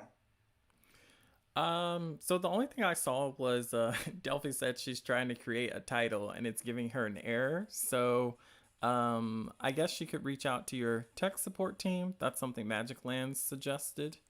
Mm-hmm. She says it's code 503. So I'm not sure if you know what Very that is peculiar. off the top of your head, but A code 503 means that the service is not responding. So it could be that her connection to Namicomi, or their connection, sorry, to Namicomi, could be a little bit weak at the moment. It could be that we're having server issues, although when we're having server issues, either they correct themselves fairly quickly, or I wouldn't know, um, because of the notifications that we have set up. Um, but it could be something else as well. So depending on the error, like what the actual error entails, like we can have a look at that. There's a couple of ways to get in touch with us. If you go to the help here and go through the Zendesk, you can submit a ticket there. But you can also just super easily just go to our Discord server and drop a question on support. Or you can DM one of our social channels, to be honest. Like, we're not fussed. We don't really mind where you contact us, and we'll help you whatever you are. okay, awesome. Thank you, Tony. So I don't think we have any other questions in relation to the demo. It looks like just a bunch of love and support, a lot of praise, a lot of creators excited to have all the features that they want and then have monetization all in one place. And I guess like we covered a lot during your presentation, a lot of things that I think we're also like slightly a part of future questions for the interview. So maybe if we could just like highlight or like in a nutshell kind of focus. So when we look at the platform, like a lot of creators are already posting on other platforms, building their followings on, Webtoons, Tapas, wherever else they're posting. Like, why should they leave a more popular Webtoon platform for yours? So, this is where it gets really interesting for us. We think creators need to evaluate whether exclusivity with Namicomi or removing another platform makes sense as part of their effort Mm-hmm. perspective, because there's no risk. If you publish with Namicomi, it's like publishing on YouTube. So you publish a video, you can just quite easily go to your YouTube channel and remove it, right? But Namicomi is exactly the same way. You create your creator profile, you publish your title, you publish your chapters. If that chapter you don't want it to be available anymore, you can unpublish it. If you don't want your title to be available anymore, you can also publish it. And this is the case that has happened with a couple of different creators that have been scouted by other platforms for Mm-hmm. originals. Mm-hmm. They just came back to Namicomi, unpublished it. That was that. I can still see the titles, they're there, they're just unpublished, Mm-hmm. right? So they were not even deleted, which is kind of like what we like to see. There's an element of trust that we're not going to republish it or anything like that. It's just there, tucked away. If something were to happen, they can always just come back and just republish it again, and that's absolutely fine. But yeah, there's no risk, right? So it's an effort perspective. Um, we dislike the idea of, and you see it often with when platforms launch, it's like, oh, com is like the future's gonna be great. It's like, well, what about now, right? So right now, it's it's not yet the best time for Namicomi, but it's also not like what it was a year ago. Like you have Mm-hmm. analytics, you have engagement, you have subscriptions. So there is a lot on the table already, um, versus like what you would get in other platforms, right? Like if you wanted to use emotes and stickers in say Webtoon, you probably have to be in originals. As far as I know, like you can't have that if you're a Canvas, for Mm-hmm. instance. Mm-hmm. If you wanted like a direct revenue model like that, like where you can just fast pass your chapters and your episodes, I don't know where you would do it, right? Like you can't necessarily. I know you can do that super likes stuff, or like you can have video ads to like read ahead. Um, I mean that's something that you can use. Like we rather go to like the subscription directly, and there's also like our approach is slightly different on that front, where we think like a user should be supporting you as opposed to like just transactionally paying for content, right?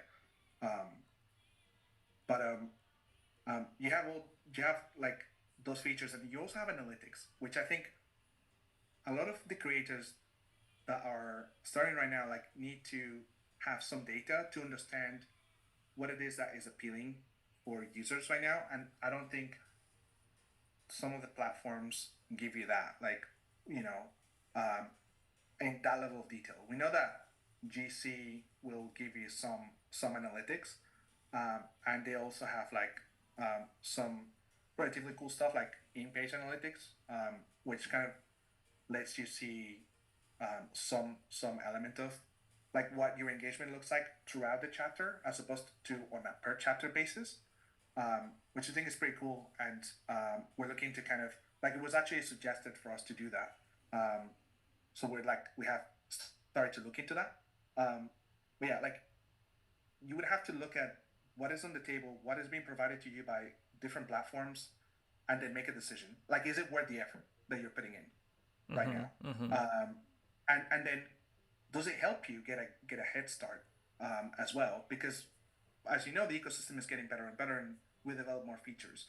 And those who are kind of choosing to come to Namicomi right now and bring their fans along are seeing good readership and engagement, right? And they're seeing more money, like as I mentioned, that they have ever made when self-publishing. Um, which some of them are actually receiving enough to have, to live off their series full time, which is we're over the moon. There's not that many of them, to be completely honest, but it's not zero. Yeah. And when we set out, that's what we wanted to do. We wanted to allow for that to happen. You know, 10, 15 years ago, if you went off and you said, I'm stopping university or whatever, and I'm just going to be a YouTuber, you would be laughed off the room, basically. Um, these days, if you were to say, I'm going to become a YouTuber, that is a much, like, you're not immediately laughed off the room, Mm-hmm. right? Mm-hmm. And it's a much more serious thing. It's like, we want webcomic creators and manga creators, comic creators, novelists to get to the same place where like you can say you're going to do that, and that's fine. It's possible. It's doable. And there's a big market for that, and you can tap into it, right? So Mm-hmm. yeah, it's essentially weigh whether the tools and distribution we offer you are enough, and also consider that if your goal is to be picked up for originals, they do look here, right? Um, a couple of the originals that were picked up uh, have been winners of Namicomi Treasure Trove. They won capital. They won translations for their titles, and their titles were like booming, and you know they were scouted by other platforms, and we were like, well done. Like, I mean, this is what we wanted to like. If that makes sense to you, by all means, go ahead. And we wish you all the success, and then if we can collaborate in the future, fantastic.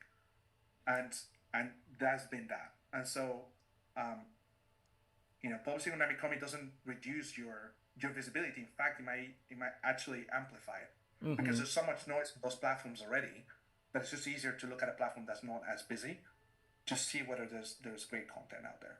Yeah, yeah, that makes a lot of sense. And I know from the like the creator side, it is a lot to like multi-post and resize things and everything. And so I think that what you said makes a lot of sense, and it really fits with kind of the narrative of you never know where your success may come from. It could be on Namikomi, or it could be, a product from posting on Namikomi. So uh, Exactly. it's just Exactly. one of Yeah. those, you have to keep like all options open. Yeah. And we tried.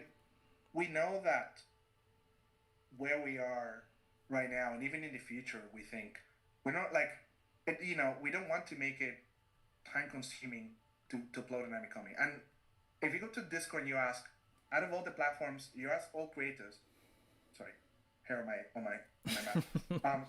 If you ask all creators, what, which one, which out of all the platforms that you post and publish your episodes in, which one is the faster to do so and upload? I think I'm 95% sure that they would all say Namicomi. Mm, mm, mm. It's really fast, it's really easy, and it's not complicated. Um, and like, and there generally, I mean, generally, guys, don't take this with a pinch of salt. But like, generally, there's no errors, right? So you can go in and upload, and generally goes through just fine. And it's a super quick process. You can upload an episode in less than 60 seconds, right? Oh, yeah. Wow. Where apparently in other platforms that process can take about a couple of minutes, for Mm-hmm. instance. So there's that. Yeah, well, that makes a lot of sense. It doesn't seem too taxing on the creative side, which, we've talked a lot about creatives, and we've talked a lot about, like how much they're benefiting.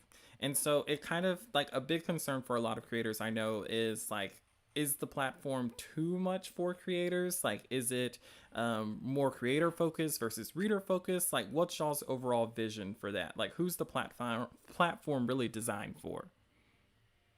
I think it's look, you have to consider both sides, right? Mm-hmm. Like we said, you can have creators, you cannot have creators without readers, and you cannot have readers without creators. Like they both kind of mutually look for each other, right? And so creators will come to the platform because there is either tools or distribution or both. And readers will come to the platform because consuming content is great, and there's quite a bit of content that they can consume, right? And so you need to make the platform for both sides, right? We are predominantly consumers, right? We started creating because for us it was important to understand what creators go through when they're building their titles, when they're creating, when they're putting their ideas to the pen and like making the magic happen, and what are the pains of distribution, right? Like if we don't get ourselves in the creator's shoes, we're not going to be able to understand it. So for us, it's very important for us to have gone down that route. But predominantly, still, like even though we've been creating a couple of comics and mangas here and there, we're still predominantly readers, and so a lot of the features that we are creating is things that us as nerds want to see. We're geeks, we're nerds. We like to get involved in creators universes and like dive on their characters and read ahead and support them and make sure that um, like there's that like we're discussing as we would if we found them on a convention, um, and that we are and like if they're coming out with great things that we're also like partaking of that, and so that's kind of like where we're building towards from our side, which is the reader side, which is why we needed to have quite a bit of involvement for the creators in terms of like, okay, we understand far more from the reader side than we do from the creator side, so help us understand like what do you need and what would be useful. And then with that, we got some feedback, but it was in some places it was lacking, Mm-hmm. right? And so we needed to start creating ourselves so we can see the full picture. So we're creating for both, but predominantly this is comics, manga, novel creators and their fans. It doesn't matter if they're hobbyists or professionals, and It doesn't. It also doesn't matter if like if the content comes from publishers or not. Although publishers, if they were to come to Namicomi, they'll have to play by the same rules that everyone else plays by, right? Mm-hmm. Um, uh, we do think that Namicomi Social might open the door for some illustrators and other artists, um, because there's nothing to prevent them from kind of monetizing that way as well, and showcasing their work. Um, and we think that in the future, when we have the shop, which is coming next year, that we might have like an element of like commissioning system that works for illustrators and artists, like that. Um, but yeah, like it's essentially comic manga novel creators and fans. Yeah, yeah. So, interesting question here. From a reader's perspective, why is Namikami a better platform to read your comics? Like, is there anything there? Yeah. So, well, for starter, like if if you're just purely reading, our reader has more customization than most readers out there, right? Like our reader as a software tool, you can change like the width. It can cover your full screen. It can just cover a tiny bit of the screen. You can have it animate or not animate. You can have, if it is if it is a long strip, not really, but if it is a manga, or a comic, you can select which way you want the reading direction to be. You can generally always, most users follow content Mm-hmm. and they will read it that way. But some people just always want to be reading content right to left, for example, and they want to be pressing the set keys for going right to left, for example. Um, Commenting is done within the reader itself. You don't need to scroll all the way to the bottom or like go to the last page to comment. For example, you can just open the comments from page one if you wanted to. Uh, would we recommend that? Not really, because there could be spoilers there, and they could not be marked as spoilers. So you do that at your own risk. But if you wanted to comment directly, you don't need to scroll anywhere. Um, you can like also from the from the reader at any page, and then you can also support the creator directly, and you can do it. You can do so from the platform. You don't need to go to another platform to do that. Will we expanding that in the future? Sure, we will. So there'll be a shop where creators will be able to add merchandise. You'll be able to, if you're into novels, you'll be able to read novels in the same place too. Um, and it's all kind of it's about the convenience. For as a reader, it's about the convenience of having everything in one place and having the engagement tools as well. Like being able to use, like I have a number of favorite creators. Being able to use their notes and stickers across literally anywhere on the platform, to me, is fantastic. Mm-hmm. That's a dream come true. And like they have created these universes and these characters, and I really love them, and I want to kind of just show them to the world as if they were mine, basically. Mm-hmm. And I think that element of engagement and sense of connection with a creator, like, I mean, just tell me where else you're getting that, and you know we'll look into what we're missing that you get somewhere else, basically. But as far as we see it right now, we think that like the engagement and the connection with the creator is deeper on Namicomi than it might be elsewhere. Yeah, yeah. There's so many during the live demo we saw so many amazing features that like enhance the reader side of things, like being able to find the content that you want or looking for something really specific, and then like all the engagement from your favorite creators. So like I think there's a lot of benefits, a lot of things that will really that creators will really enjoy. And so I did have this in here, but you kind of already covered it, like the information that creators are going to receive. We got to see the Oh yes. analytics, the likes, the comments, and then like how the platform's really set up for engagement. So I won't belabor that point, but let's talk about money. The thing that a lot of creators are very concerned about, especially if you're trying to turn this from, your hobby to your, main income. So I always like to ask, is there any fees to the creator? Like, does the platform cost the creator any money? So just flat out no. Completely free for creators and readers. Okay, and so like for creators, we saw that they can make money through the subscription service, but I think there was a interesting question from Thabfu.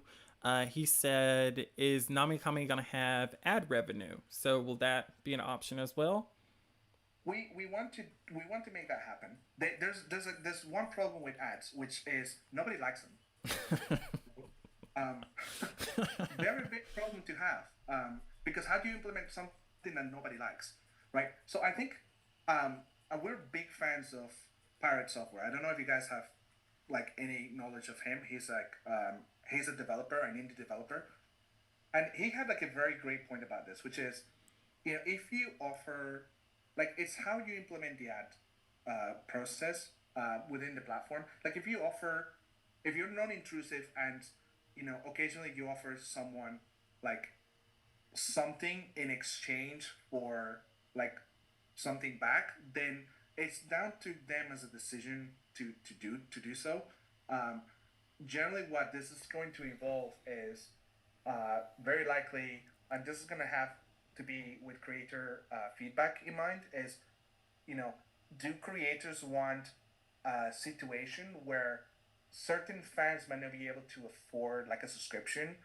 Mostly could be done to purchasing power if they are from not fantastic countries.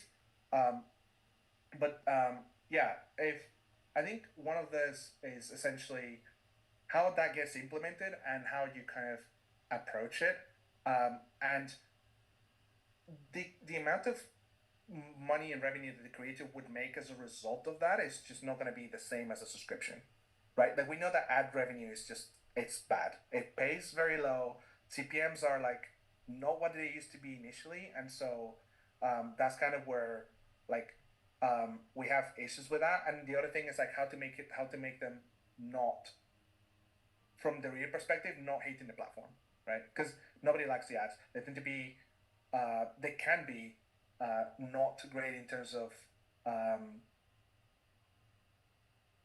like how like whether you're interested in that product or not, for example, um, and just whether it looks cheap and out of place, basically.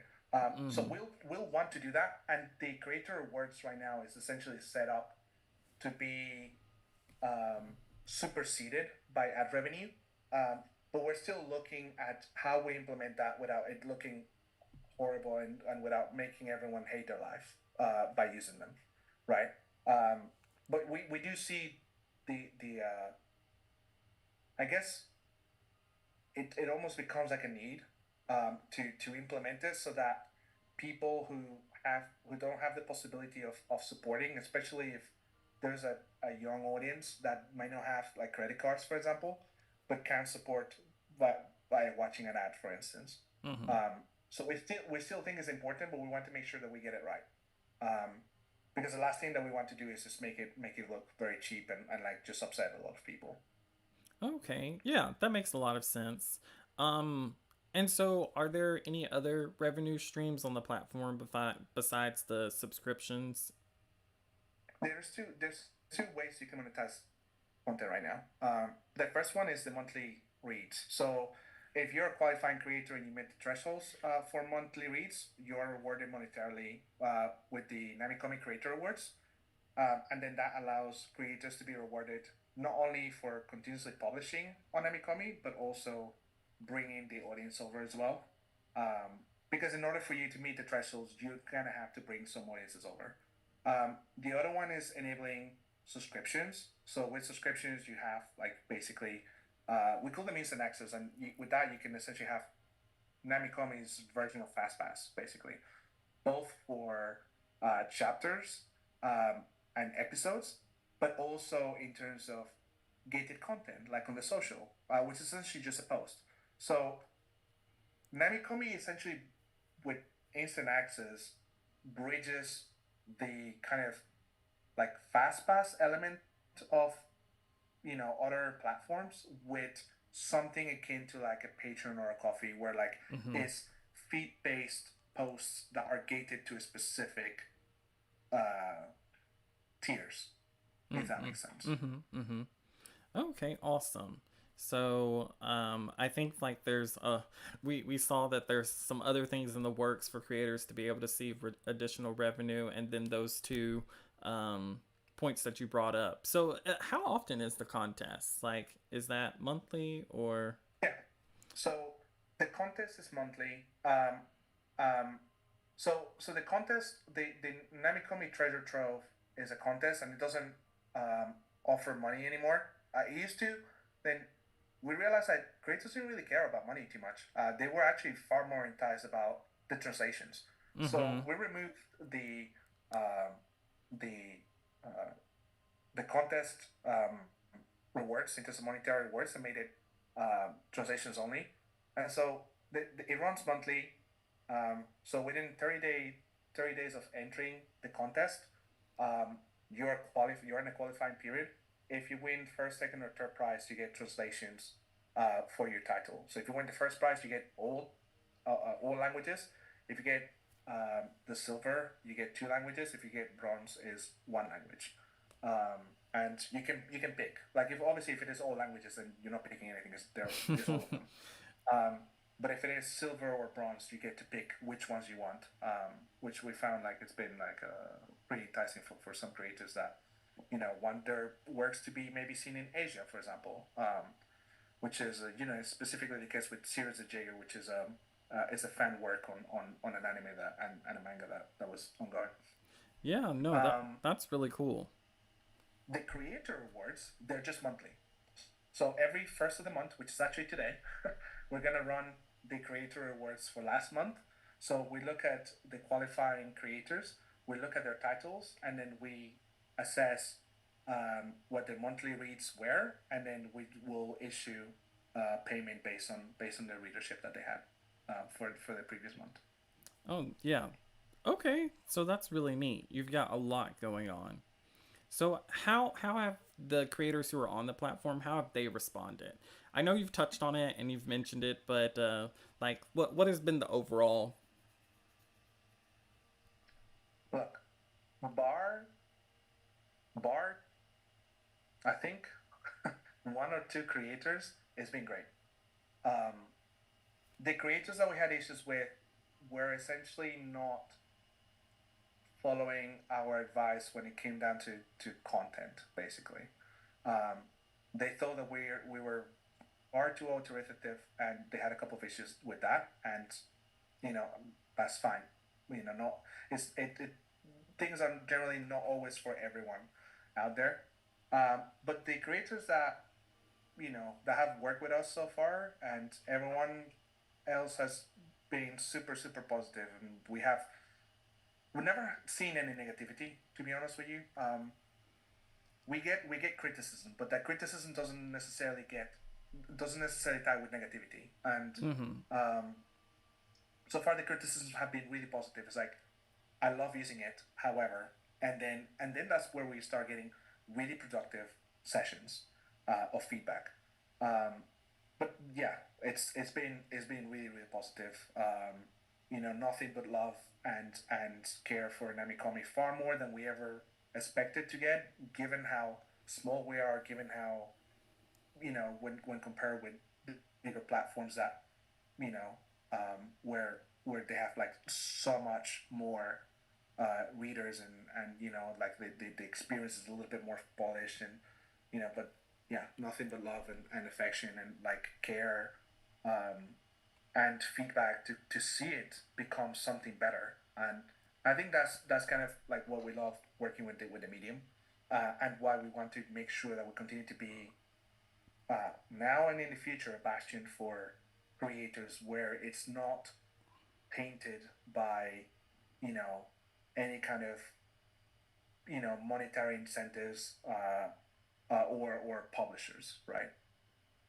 Because we think like there's already plenty of that out there.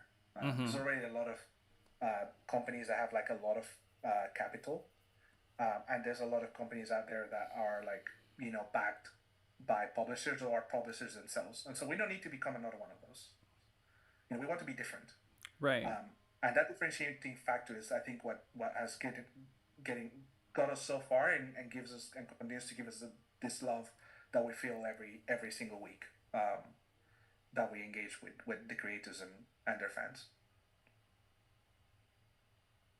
Yeah, so that's really good, especially considering like I like how you put it, like you're getting a lot of constructive criticism or constructive feedback, however you want to put it, and that like it's not mean. Like it's like something that's to help the development of the platform. So like of course, you know, uh, whenever you're doing anything, any venture, like getting that feedback and developing from it is the idea. Like and then Indeed. turn it into the humongous giant that it can be.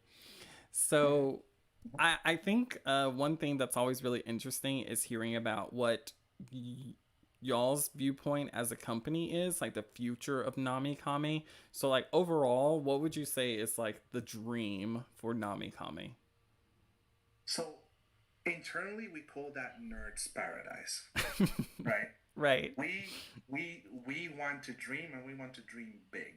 Mm-hmm. We Mm-hmm. think that for creators, this means that they can self-publish using the tools that we have.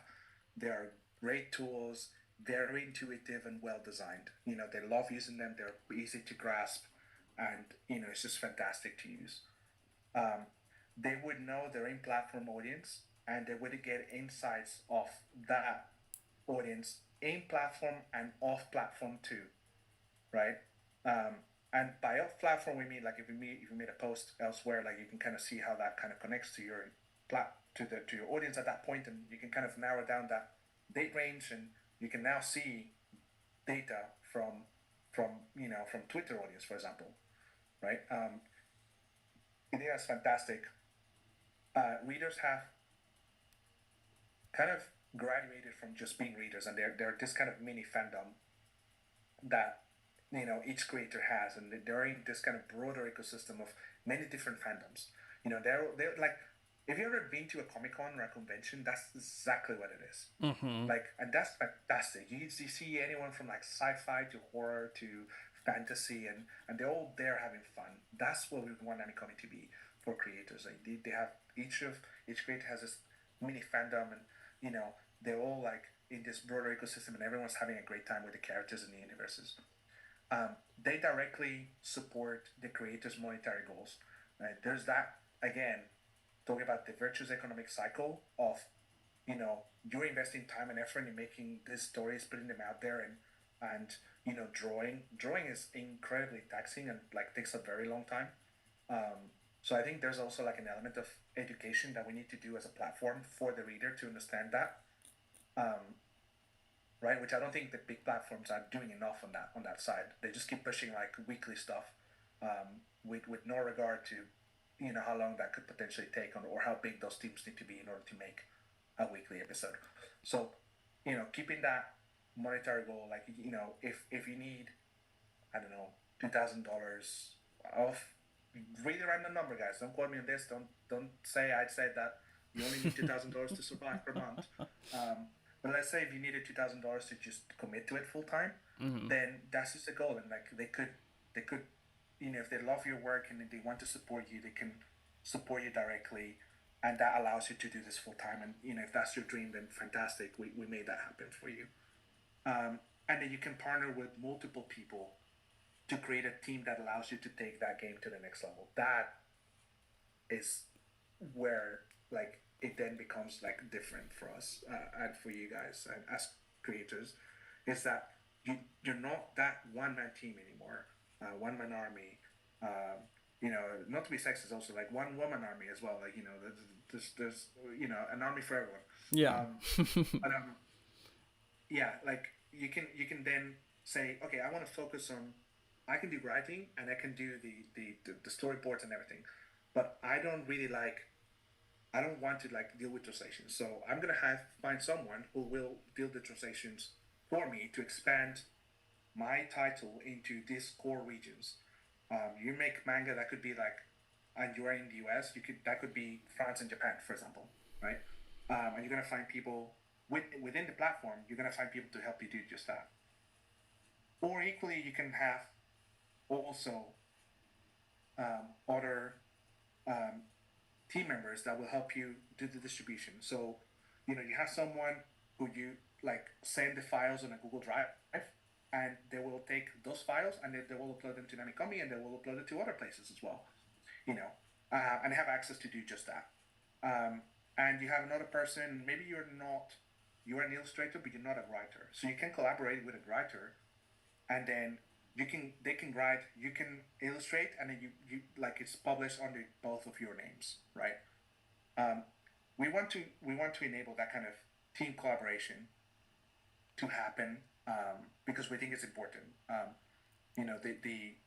The one creator army exists, but I think over time what's going to happen is that you know those creators that want that will make it happen, and will create like little mini studios, and they will continue creating content that way. So that's from the creator side. From the reader side, we want to be able to find great titles with our recommendation algorithm, and we want networking to let us discover new creators and new titles, right? Um, we also want to be able to have, and arguably this is kind of mostly in place already. We want to be able to have self-discovery. So if we wanted to go out there and use the tools at our disposal to find some content, we could do that too. Um, we can engage and support creators of comics or mangas or graphic novels or whatever it is on the same platform that we read in. We can read the content in the local language, and this is important. Like, as I spent a number of years with Crunchyroll expanding into Brazil, a lot of the Brazilians don't speak English, right? And so if they want to read, if they want to consume content, they need to be able to do it in Portuguese, for example. And that's a big point about content being localized, right? Nobody's looking into localization. Why is everyone so blindsided about that? Localization is important. There's a big world out there. I'm sure English accounts for like a big majority of that market, but there's so many more people. Yeah, there's value. When Namicomi, yeah, when Namicomi translates your title into 8 other different languages, presuming that your language is in English already, we take that audience from however it's going to be in English, which I think is about 1 billion people. We take that audience to 4 billion people, which is almost half the population of the earth, right? And that's just with translations into 8 other languages, right? That doesn't even count Hindi, for example, or any of those. Let's say more niche languages, like Thai and etc. Right? And so I think that one is important as well. And then finally, we want to be able to purchase merchandise and goodies, whether they're digital or not, from those creators.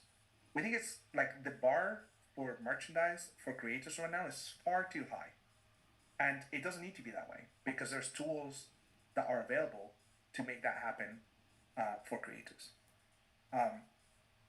Myself, I get in trouble with the company and with my other co-founders all the time because I keep buying creator merchandise whenever it's available. Or is it a book? Buying it. If is it a couple of keychains or stuff, I'm buying that. I love collecting that. I love having merchandise of stuff that I have read, available. That kind of just reminds me, like, look at that. Yeah. They created that story, like, and I can see those characters by just glancing down at my keys. Fantastic. Love that. So we want to make more of that. I mean, that's a great idea. How do we achieve this? I mean, we'll just keep building. Those are just features. And so if they're missing right now, we'll just build them. And then if there's some features that are already there, but they can be made better, then we'll just polish them, right? Which is a lot of what's going to happen with the analytics right now. It's a bit manual, What are we going to do in the future? How are we going to use AI? We need to get AI not to replace writers or illustrators, Nobody wants AI to do that. What we want to do is we want to get AI to do the menial, boring stuff nobody wants to do. Analytics is stuff for some people. I'm a nerd for analytics. I work in marketing for a long time. I love analytics, but that's not for everyone, and I know Mm-hmm. that. Mm-hmm. So what we're gonna do is we're gonna get AI to read your data, right? And you can ask it questions. You can say, Nami, you know, what's my readership numbers for last month? Like, where did they come from? Like, what language do they speak?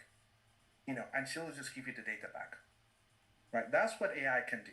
That's what is meant to be designed for and coded for, right? Not to Mm-hmm. replace, Yeah. creativity. It's meant to do analytical, mathematical work. That's what machines are good at, right? And so we should use them in the way that they were intended to be used, not not anything else.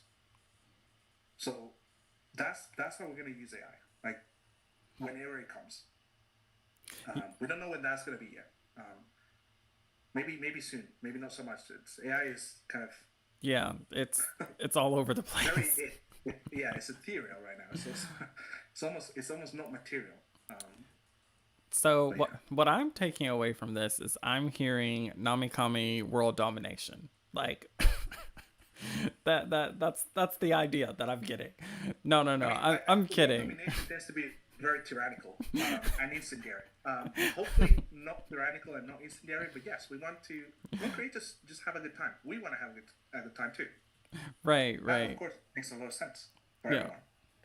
Yeah, yeah. I'm kidding about the world domination. But No, no, um no. Like I think it's good to dream. yeah, Just yeah, yeah, of course. I like the idea. positive dreams. And I like hearing a company has like lofty goals or big goals or whatever you want to call it because like that's exciting. Like I feel like it's really one of those um concepts of like, you don't want to plateau. Like especially in the beginning, you want to just keep like growing, reaching out. Like of course there's going to be different like thresholds and points that you're reaching that are big milestones, but why not be the biggest, the baddest, the best platform? Like that's an amazing idea.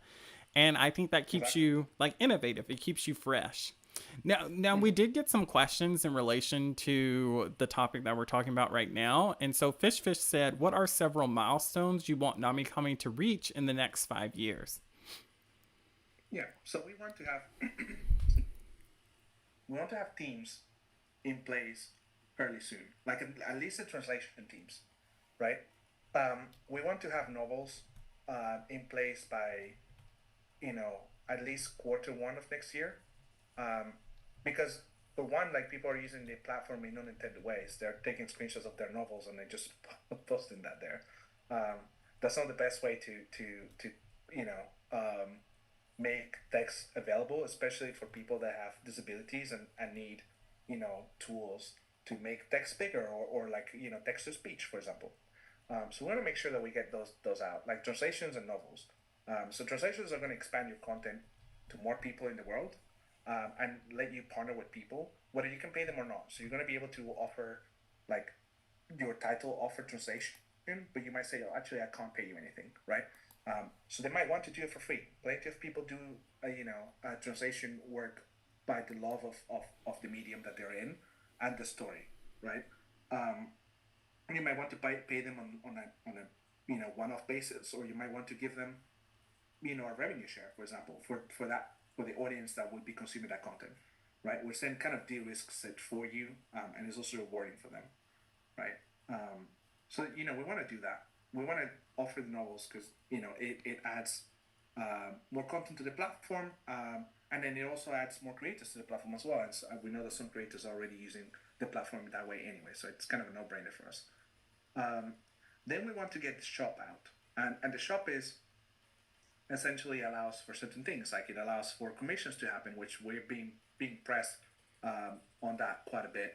And it allows also creators to list their existing inventory, right? So if you have merchandise already, it kind of makes sense to sell them to people that are reading your content, right, Mm-hmm. on the Mm-hmm. platform. So we want to make sure that we have that in place.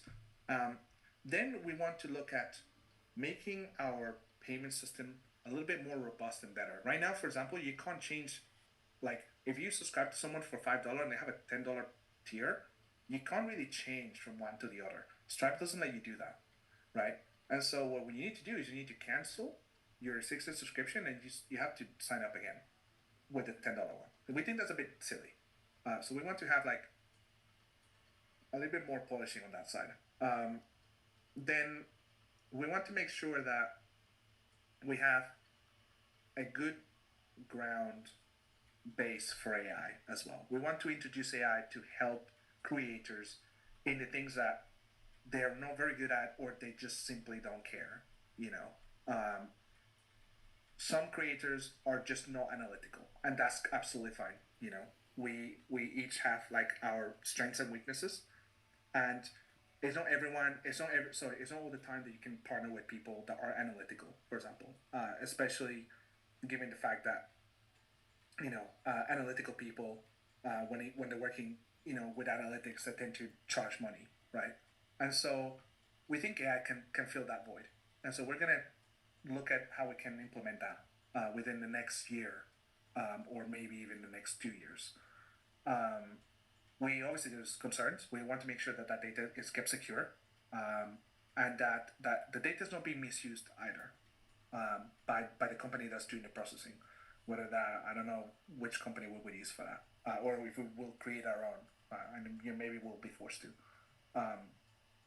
But yeah, and then after that, we'd like to start adding features that we think that creators have asked us for that we think are cool, but they are a little bit. Not everyone's going to be able to. Not everyone's going to want to use that, both from the creator side and from the reader side. So they're a little bit more niche, but we still think it's really really cool, right? We were told at some point you can have in certain originals music that plays after you scroll up as past a specific point. We thought that's amazing, and we know some of you already do that, right? And I like the poisonous bees just comes to mind immediately. Like I know that she likes to have like different songs and potentially, so I think some of them have playlists as well where you can play past a specific point. And so that's fantastic. The one thing that is not great for me is that I would have to open Spotify, outside of, Namicomi, for example, or whatever it is. So we want to be able to either partner with these platforms to embed the song and start at a specific point, or we want to allow the creator to add that song and make it start at a specific point themselves. The big question mark there is trademark, so copyright. As you know, the music industry is really, really gung ho when it comes down to copyright strikes and cease and desist and all that kind of stuff. So we just need to be a bit mindful of that. Mm-hmm. But other than that, we think it's a really good example of how we can take that experience to the next level, right? So I think after we get some of those bigger milestones out and we have like a nice thing going on, we want to start looking at like how do we enrich the experience? Can we partner with game companies, for example, and create indie games for certain creator IPs, for instance? Can we offer music within those episodes or those chapters? Could we help creators pitch their ideas or their titles to Netflix or to big companies, big production companies, whether it is anime or live action, doesn't matter, right? Can we do that? I mean, there's an example of that wasn't even originals. Heartstopper. Yeah. It was that one, wasn't yeah. it? Like, mm-hmm. and that creator is self-published. It's amazing. Mm-hmm. So we think it's possible for you to be self-published and still do that. Another thing that we offer in Namicomi to all creators is if you come to Namicomi and you're self-publishing and someone reaches out to you to offer you a contract, our legal team will review that contract for you as your agent. So they'll make sure that you're getting impartial advice and that you're not getting ripped off, basically. You're not losing your IP, that you understand exactly what it is that you're signing and what does that entail, right? Mm-hmm. So they'll not tell you whether you should sign or not. What they will tell you is like they'll just clarify what that means, what everything in there means, and then you make your own decision. So that's also a cool thing that it's actually live already. So if you had a contract, we could review it for you. Um, but yeah, like we want to help creators get these external deals. We're not gonna get into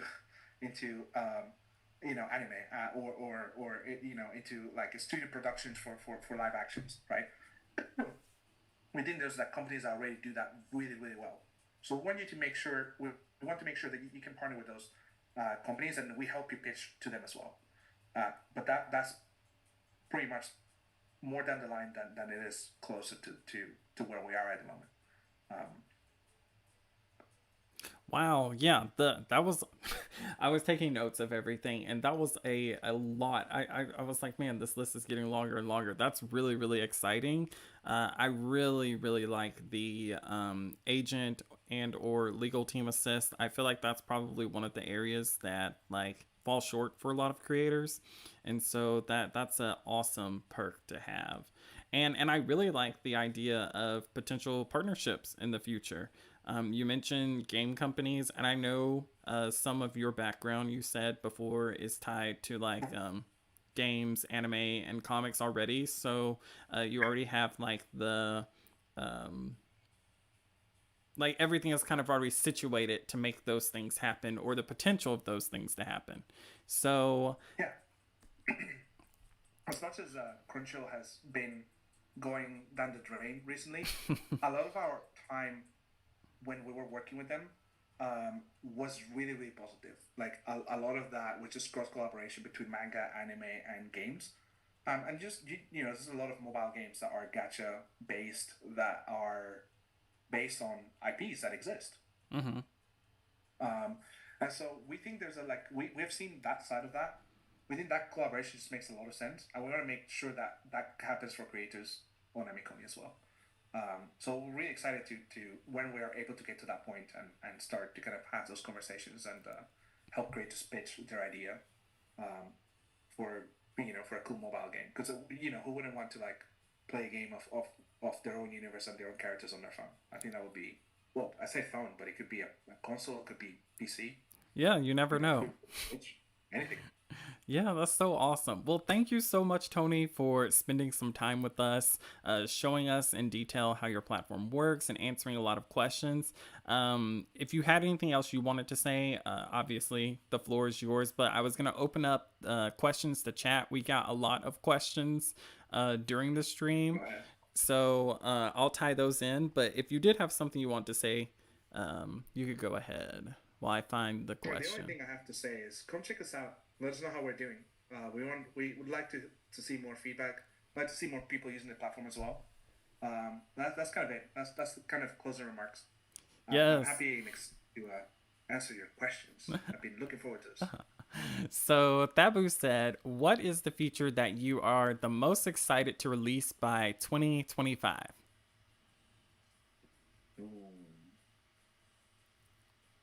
I think I think the translations teams, like we've been translating everything, anime, manga, visual novels for the good part of 15 years. Um, and so we're really excited about that. We think that's going to be like cool. Not only because we love reading um, stuff in other languages, and like recently I had one creator and friend of mine, uh, Rosalina from Division Five. Like we were just discussing how like such a great job that the Italian translator did for her title. Like how they kind of just kept that original, you know, personality of the characters and kind of just put it in the text. We think that's just amazing. We love to see that. We love to be a part of that.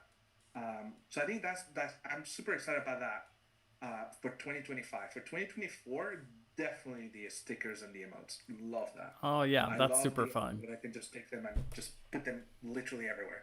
And I have so many to choose from as well, and they're all fantastic. Yeah. So Magic Lance asks, now that Namikomi has a large creator base, how is your team attracting readers to move to Namikomi instead of other platforms, or is directing new readers the responsibility of the creators? So a twofold question. Yeah, I think it's a bit of I think it falls on both sides. We try to do as much publicity of creator titles as possible.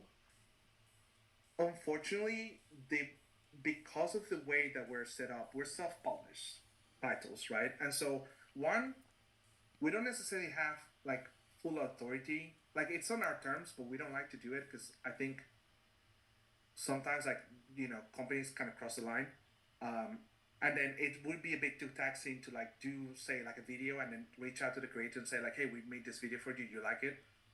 Because what happens if you don't like it is like then we sort of lost that time, and then if we reach out beforehand and they'll just have like potentially like a brief with a lot of different things that we may not be able to do, and so um, we try to do as much as possible, like bring like highlight creator content on social media, right? Um, and different places. In the future, we will be attending like different conventions, and we'll be calling you guys. Like if you guys are local to that area and we're attending, we'll be knocking and say, hey, you want to come and exhibit with us at our booth? I'll be fantastic. It's, Oh, it's just like fun. cross collaboration, right? Yeah. All the way. Um, so we'll do that. We'll plan. We want to be able to run ads. But in order for us to run ads on the platform, a lot of it, like just an ad for the platform, just doesn't work. It needs to be content based, right? So we're going to need to find really good content that we can kind of that we have layer files. We can kind of do like a nice little trailer. Um, I will tip my hat to Webtoon. They make amazing trailers for their originals. Mm-hmm. No one is questioning that. Fantastic, right? So they do a masterclass on that. I think we can all learn from it, and use some of what we have seen from that side to create amazing trailers for content that exists on Namicomi and maybe even in other places. So we think that's also another avenue. Um, but for the most part, um, I think also creators have, to balance whether what they're getting from Namicomi is like worth the effort and try to bring the user base in as well, because it's your content as well. Like if you're publishing on Namicomi, then like they're gonna be following where you're posting, right? We don't think it's necessarily like you would need to stop publishing elsewhere, but um, it's like a tool. Like when you have so what I'm looking for, when you have exclusivity, like that exclusivity is a tool. So it's how you balance that exclusivity tool. Um, but that server exclusivity generally only works for established creators. If you're still establishing yourself, what would make sense is for you to be in like different platforms, and you can essentially just pick which platform supports you the best, and then direct, and make it your preferred platform, right? Mm-hmm. And then slowly over time, if you keep that conversation going and letting your users know and like your fans know that actually, in here I get better stats, I get to keep more of your dollars, um, as well, because there's like the revenue cut is just much better for you, or you have engagement features like emotes and stickers that you wouldn't get elsewhere. Then as long as they know like that the platforms exist, then they can also make their own mind up as well. So it's just Mm-hmm. like I think the creators is not necessarily hurting your fans, but it's letting them know of like the things that are available in different places, right? And they'll make their own mind up. Some people would just be in one platform, and like if you're not there, they're not gonna read, Mm-hmm. and that's fine, you know. But yeah, we have plans on how to let more people know that Namicomi is a reading platform, and you can like read content and support creators there. Um, Yeah, I but definitely think being there at conventions will help too. Like, I Yeah. remember reading an article. I think that Webtoon like hit the convention market really hard when they first came over here. Mm. Yeah. So, Delphi asks, do you have data on what languages are the most consumed in the platform? Yeah. For now, it's Spanish. I believe it's Spanish, Portuguese, and French. Um, so yeah, um, those are definitely like the safe choices. If you wanted to kind of expand. Delphi also asks, do you have any data? Oh, wait, that's the same question. Gotcha. Okay, she asked, how does Namikami make money? Right now, we don't. We had a $1 million investment from a company called Base Capital. They're a venture capital fund. We had that investment in 2022, and we've just been using that money to, develop, self-sustain, that kind of thing.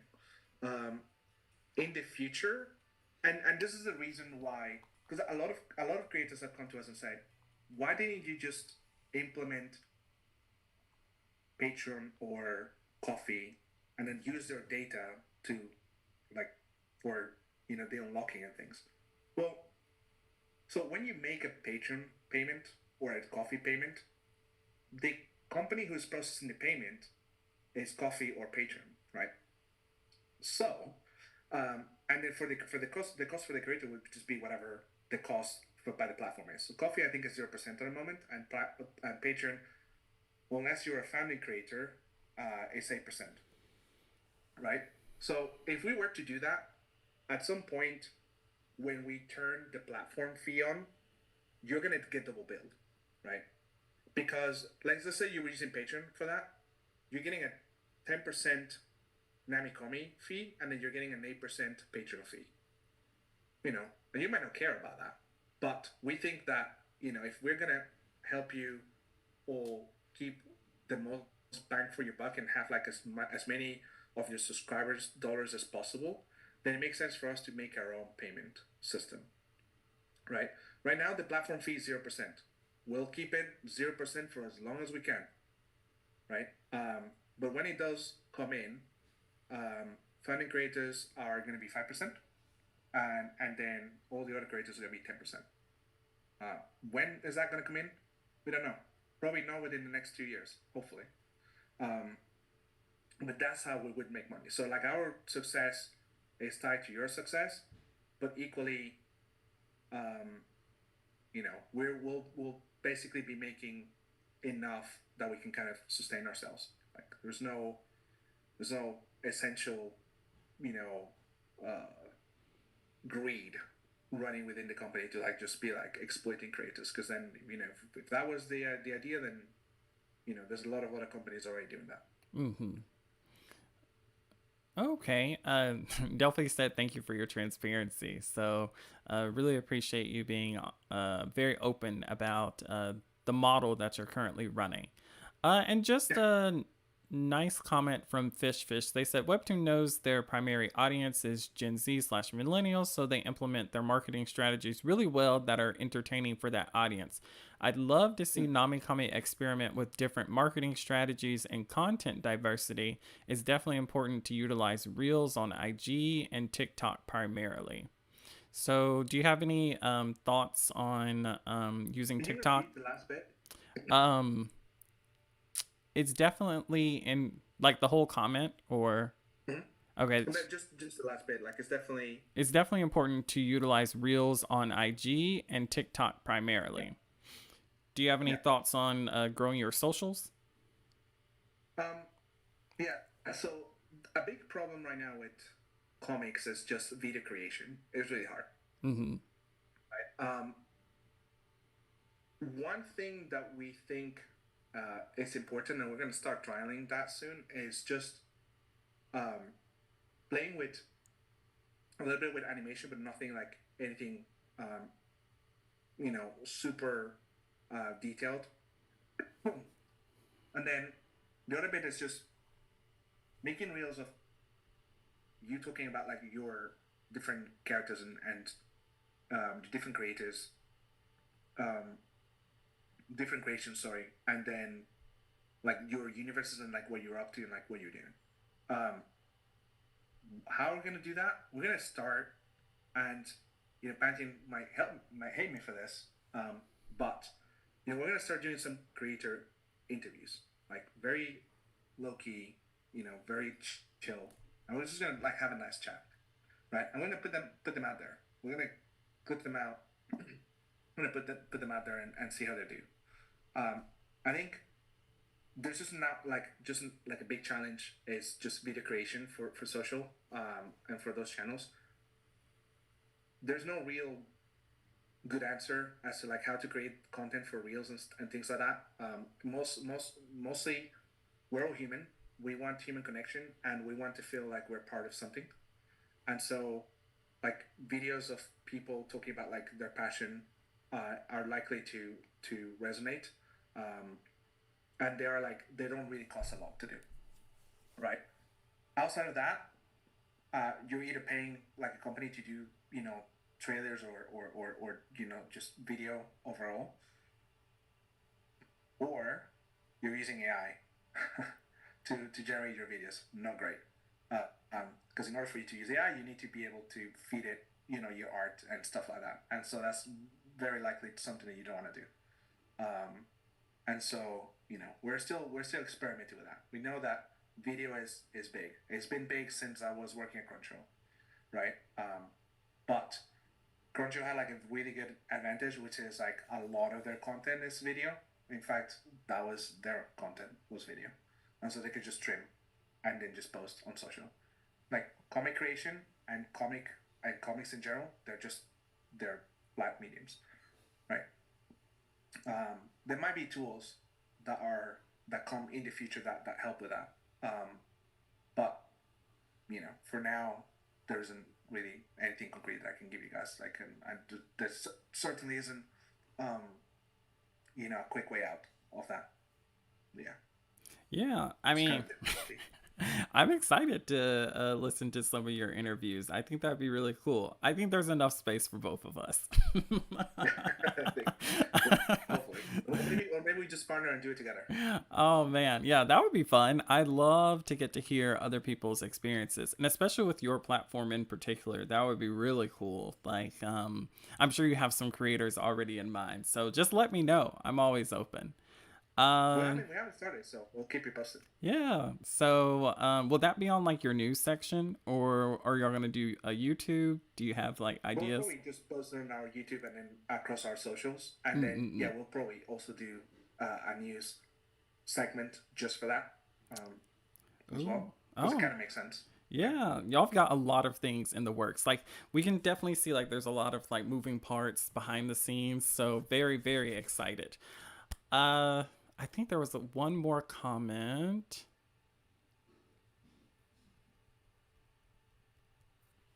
I'm just making sure I didn't miss anybody's comments. Gotcha. Okay, I think that's it. Well, thank you so much for taking time with us. I have this little social link, all of their available places you can find them if you want to stay in touch with Namikomi or follow them on any of your preferred platforms. And if you had any closing comments, Tony, we're here to listen. Yeah, yeah. Like I said, look, it's been an arduous journey. It's been hard, um, but the community feedback and the community response has been fantastic. You're all great. Your stories are great.